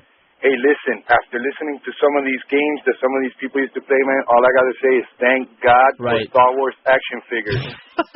and Atari. Hey, listen, action figures were great, but they're even more fun when you melt them or explode them. Oh, for sure. Or put a fire strap into a firecracker. You bet. But anyways, George, we used to play this game over here in Miami. I don't know if it's anywhere else, where you ever walk down the sidewalk, and at the end of the sidewalk, most of the times there's like an X branded into the sidewalk. Yeah. And then there's a square. Okay. And if you stood there and you used to stand in the corner, pretend like you used to wait for your friends, and if you stood on top of the X, you were free to punch your friends until they got away from you. And if you stood on the box, you were able to kick them. Gay. No. Except you know what, baby, but at least it's paid for. How many tricks can you possibly take when you play spades? How many tricks are available? Is it like 13 or something? So you can see now in my head, since it's been like 20 years since I played either one of them, I can't sort out the pinochle from the spades rules. I don't know because there's different amount of tricks available in each one. Go ahead, throw pinochle at me. Like how exactly? Pinochle, two of each card, but it's only 9 through ace. So you have 2 aces of spades, 2 aces of diamonds, etc., and so on. But it only goes down to 9. To make like a 48 card deck or something like that. I'm not sure. This is all from ancient memory. This is like remembering childhood things. Right. And you go around bidding, and somebody gets it. They get to lead. You got partners. You usually do partners just like you do with spades. But by the way, any of those games will make you hate your best friend. Don't partner with anybody you like. That's the thing. It's so funny. Like regardless, when I play spades, and it doesn't matter who you are, like girlfriend, like I've had it all. Mom, like they'll just throw something, and I'll just look at you. I don't care who you are. I'm just gonna look at you. That's us. Like you idiot. If you partner with your best friend, you'll be enemies by the end of the night. Well, it depends. See, if you're boy and you know how to play, But that's the thing. Sometimes, no matter how good your boy is, he'll screw up, and it'll be something like unforgivable. Like, how could you? And if he tells you flat out, I got nothing, then that's the game stops right there. How could you? You heard me call hearts. Like this is in Pinochle, you actually call trump. That's the one difference I remember. That it's not like in spades. Spades is always the trump. Right. But in Pinochle, whoever wins the bid calls trumps. Like if he's got a handful of high hearts, he calls hearts. So, like your friend plays something by mistake, or he starts taking your tricks, and you'll start yelling at him. It's like, that's my trick. I'm not gonna make my bid. We're gonna lose because of you. We're gonna lose to these bitches because of you. And it gets personal. Where were you? Where were you when you heard me calling hearts? Oh, okay. That's the thing. Like when I play spades, I hate to say it, but yeah, like it'll get personal. I turn into a beast. Only cocaine makes me a worse person than a game of Pinochle. I don't know what to say. Spades. Yeah, no, That's because you take it serious. I mean, it's like it's supposed to be a game. It's supposed to be fun.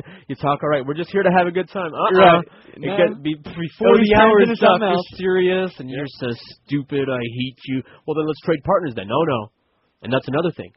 Hey, be partners with Larry. No, Larry sucks. Yeah, QAM, hello. Hello, QAM. By the way, the internet is out, and we can't do nothing about it. Josh told the engineers. The engineers laughed at it. He got laughed at. So we have no internet. We can't add anything to the poll. Thank you very much for that. We can't add anything to the poll. I can't refer to the poll. Here's a fax from CJ. Amigo, remember Tetherball? It's on there. And spin the bottle in quarters. Well, we got party games and bar games we could do on another day, I guess, like spin the bottle in quarters. I'd love to see a celebrity spin the bottle or celebrity strip poker or something like that. But that's been done. Like, hasn't Playboy done something like that? Or, I mean, it's been done in movies. I mean, professional strip poker, like, who wouldn't like to see that? Assuming we get to pick the contestants, of course. QAM, hello. Hello? Yeah. Yeah, I want to talk to George. You are. This George Rodriguez? That's me. Yeah, this is Big E. Okay. Want to comment on I stage? like Little E better. I thought you were dead. No, this comment on stage. There's 13 books, and if you get all 13, it's called the Boston. Okay. And the game I want to put on the list is Bidwiz. I wish I could. There's no point. We can't add. We can't communicate. We're disconnected from the net. Oh, okay, no problem. All right. Good show, George. Thank you very much. But that's what I thought. I thought there were 13 tricks. QAM, hello. George. Yeah. Hey, I thought I was the only Pinochle player down here. Man, I've been searching for so long, and I gave up. I even bought the deck. I bought the cards. I know. They're still sitting in the shrink wrap. The only time I get to play Pinochle is I play it against the computer because nobody else down here plays Pinochle. They got computer Pinochle. Yeah, and also we used to play Rummy and Canasta. Well, I never played Canasta. You don't play Canasta? I had an old lady try to teach me cribbage. Way too much math. Way too much I can't do cribbage. Yeah. Canasta's cool, but I prefer either Pinochle or Spades. I like Pinochle and Spades because it's the bidding. The bidding is a game within the game. You know, that's a game unto itself, and then you play it out. The bidding, sometimes, the bid war can be as fun, if not more fun than the game. And then you're partner with some idiot that doesn't know how to count right, or that your trump. And it's like, you just want to take the table and throw the table. I get psychotic. I'm like you. I get psychotic. We do. We all did. It's not like I was the worst one. My friends, we all did. We all hurled words of hate at each other for making a stupid mistake. I use words playing Pinochle that I have never even used to the worst, female coworker I've even used. Right. All right. No question. Only the cocaine made me worse. What else could you and Mary Kate? I'm telling you. By the way, I did change the poster back there. And Mary Kate, they're still, even as late as last night and even this morning, they're still talking about Mary Kate's anorexia, even though we all know that she's in rehab for coke, and that's what that place is all about. They're still saying that. There's your media for you. Anorexia. When you play, like in the Northwest, the old ladies play Pinochle, and the youngsters, the punks, play Pinochle. For example, my fat friend who died, his mom was hardcore Pinochle and bingo lady. So we would go over to his house and play against her and like a friend of hers and me and him. The old ladies were very good players, but they would play like polite, and they wouldn't bid crazy. We're punks, you know? We do crazy things like rock fight. So our bid, like they would go, I'm going to bid 20, and then like the bid would come to me, 200. Let's go. No, it doesn't go that way. It doesn't go that way. You're supposed to bid 30. But I got 200 here. I'm looking at 200. You know, they would get all upset with us, which we didn't care. And we would say things to these timid little old ladies. We would say things to them like, if you don't have the balls for it, honey, get off the table. Let's go. Get off the table. Exactly. Let somebody sit there with some balls. Step it up. And they give you the look, and it's like, all right, punk. All right, punk. If that's the way you want to be, we'll show you what experience is all about. And it would get dirty. It would get down and dirty with the old ladies. We loved it. It was great. Man, I'm all stoked. Let's go get a deck. QAM, hello. Hey, Joe, I think I want for you, Paul. All right. There's a game we used to play called Twisted Up in the Kool-Aid. You want to know how to play it? No. QAM, hello. QAM, hello. I'm so late for the break. I'm having too much fun, though. Hello. Hi, George. Yes. Hi, how you doing? Fine. Good. I have two things for you. All right. If you want to get into a pinochle game, go to any retirement community. Oh, I'll bet. Where you have a bunch of old Jews. Right? They'll wax my ass. I thought they played cribbage. No, my father plays twice a week.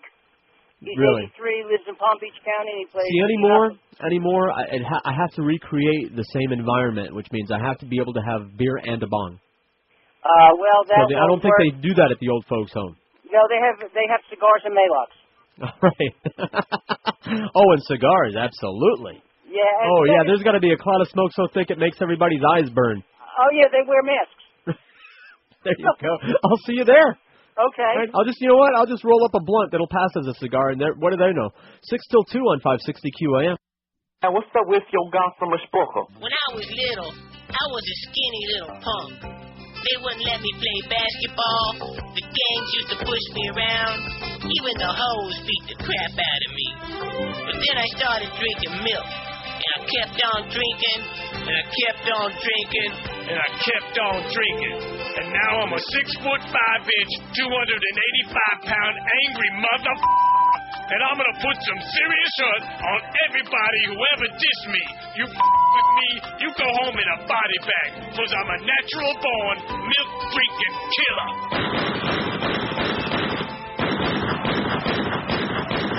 Milk. It does a body good.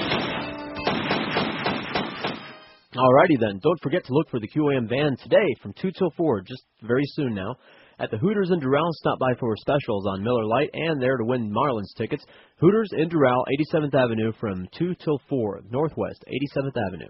And then at 8 o'clock tonight at Old Cutler Oyster Club, that's at, 185-15. There. No, to 184-15. See? The QAM van, is this anybody we know? Is this the new guy, Frank, or what's his name? Sean. Is it? Oh, it's Sean's going to be there. I don't know. Frank Sean's not going to be there. Got to No. drive the van. I don't know. I guess it's going to be Page this me, guy. Miguel. Anyway, they'll be at the Old Cutler Oyster Club, located at 18415 South Dixie Highway in Miami. Stop by for specials on Presidente Beer and to win Marlins tickets. That's tonight at 8 o'clock. Presidente Beer at the Old Cutler Oyster Club. Do we have time for any more calls? One more crank? Hello? Too late. The internet is back up, so I can actually refer to this. And we did add quarters and spin the bottle to the poll. Which game should be made into a pro sport? Dodgeball, 87. I guess that's the one. It's going to win. Smear the Queer, 47. I can just picture that. Although we got to come up with some rules so that nobody can be like a girl and not want to actually carry the ball for a while. Right. You got to actually, you go for points, they're going to time you to see how long you can carry the ball. We're going to work it that way. Kickball, 41. Foosball, 35. Oh, if only. Like real stuff, not that tournament. Pencil fighting, 33. Paper football, 27. That moved up fast. Air hockey, 26. Burn ball or ass, 16. 11 for punch for punch. 10 each for kick the can and thumb wrestling. 8 each for King of the Hill and stare down contest. Rock fight, 7. Alternative diving, belly flop, cannonball, etc. and so on. Make a big splash. What 6. happened to Ultimate Frisbee? With what kind of frisbee? Ultimate Frisbee. Ultimate frisbee. How do you play that? You don't play it? You play it like football with a Frisbee. Okay, like frisbee Can't golf run and with stuff it. like that? You want us to put it on there for you? Yes. Ultimate frisbee Ultimate then. Frisbee. He's putting it on there right now. Challenge you. You'd lose. I've actually played that. What about froth? I played frisbee football. What's froth, Kurt? What's froth? Frisbee and golf. Okay, I played frisbee golf. I can throw a frisbee in case you gentlemen are interested. I You just can have to throw- run. And you're slow. I'll challenge you to a frisbee toss-off. You can toss off. You know it then. You must have caught me. Dave Hagen's up next.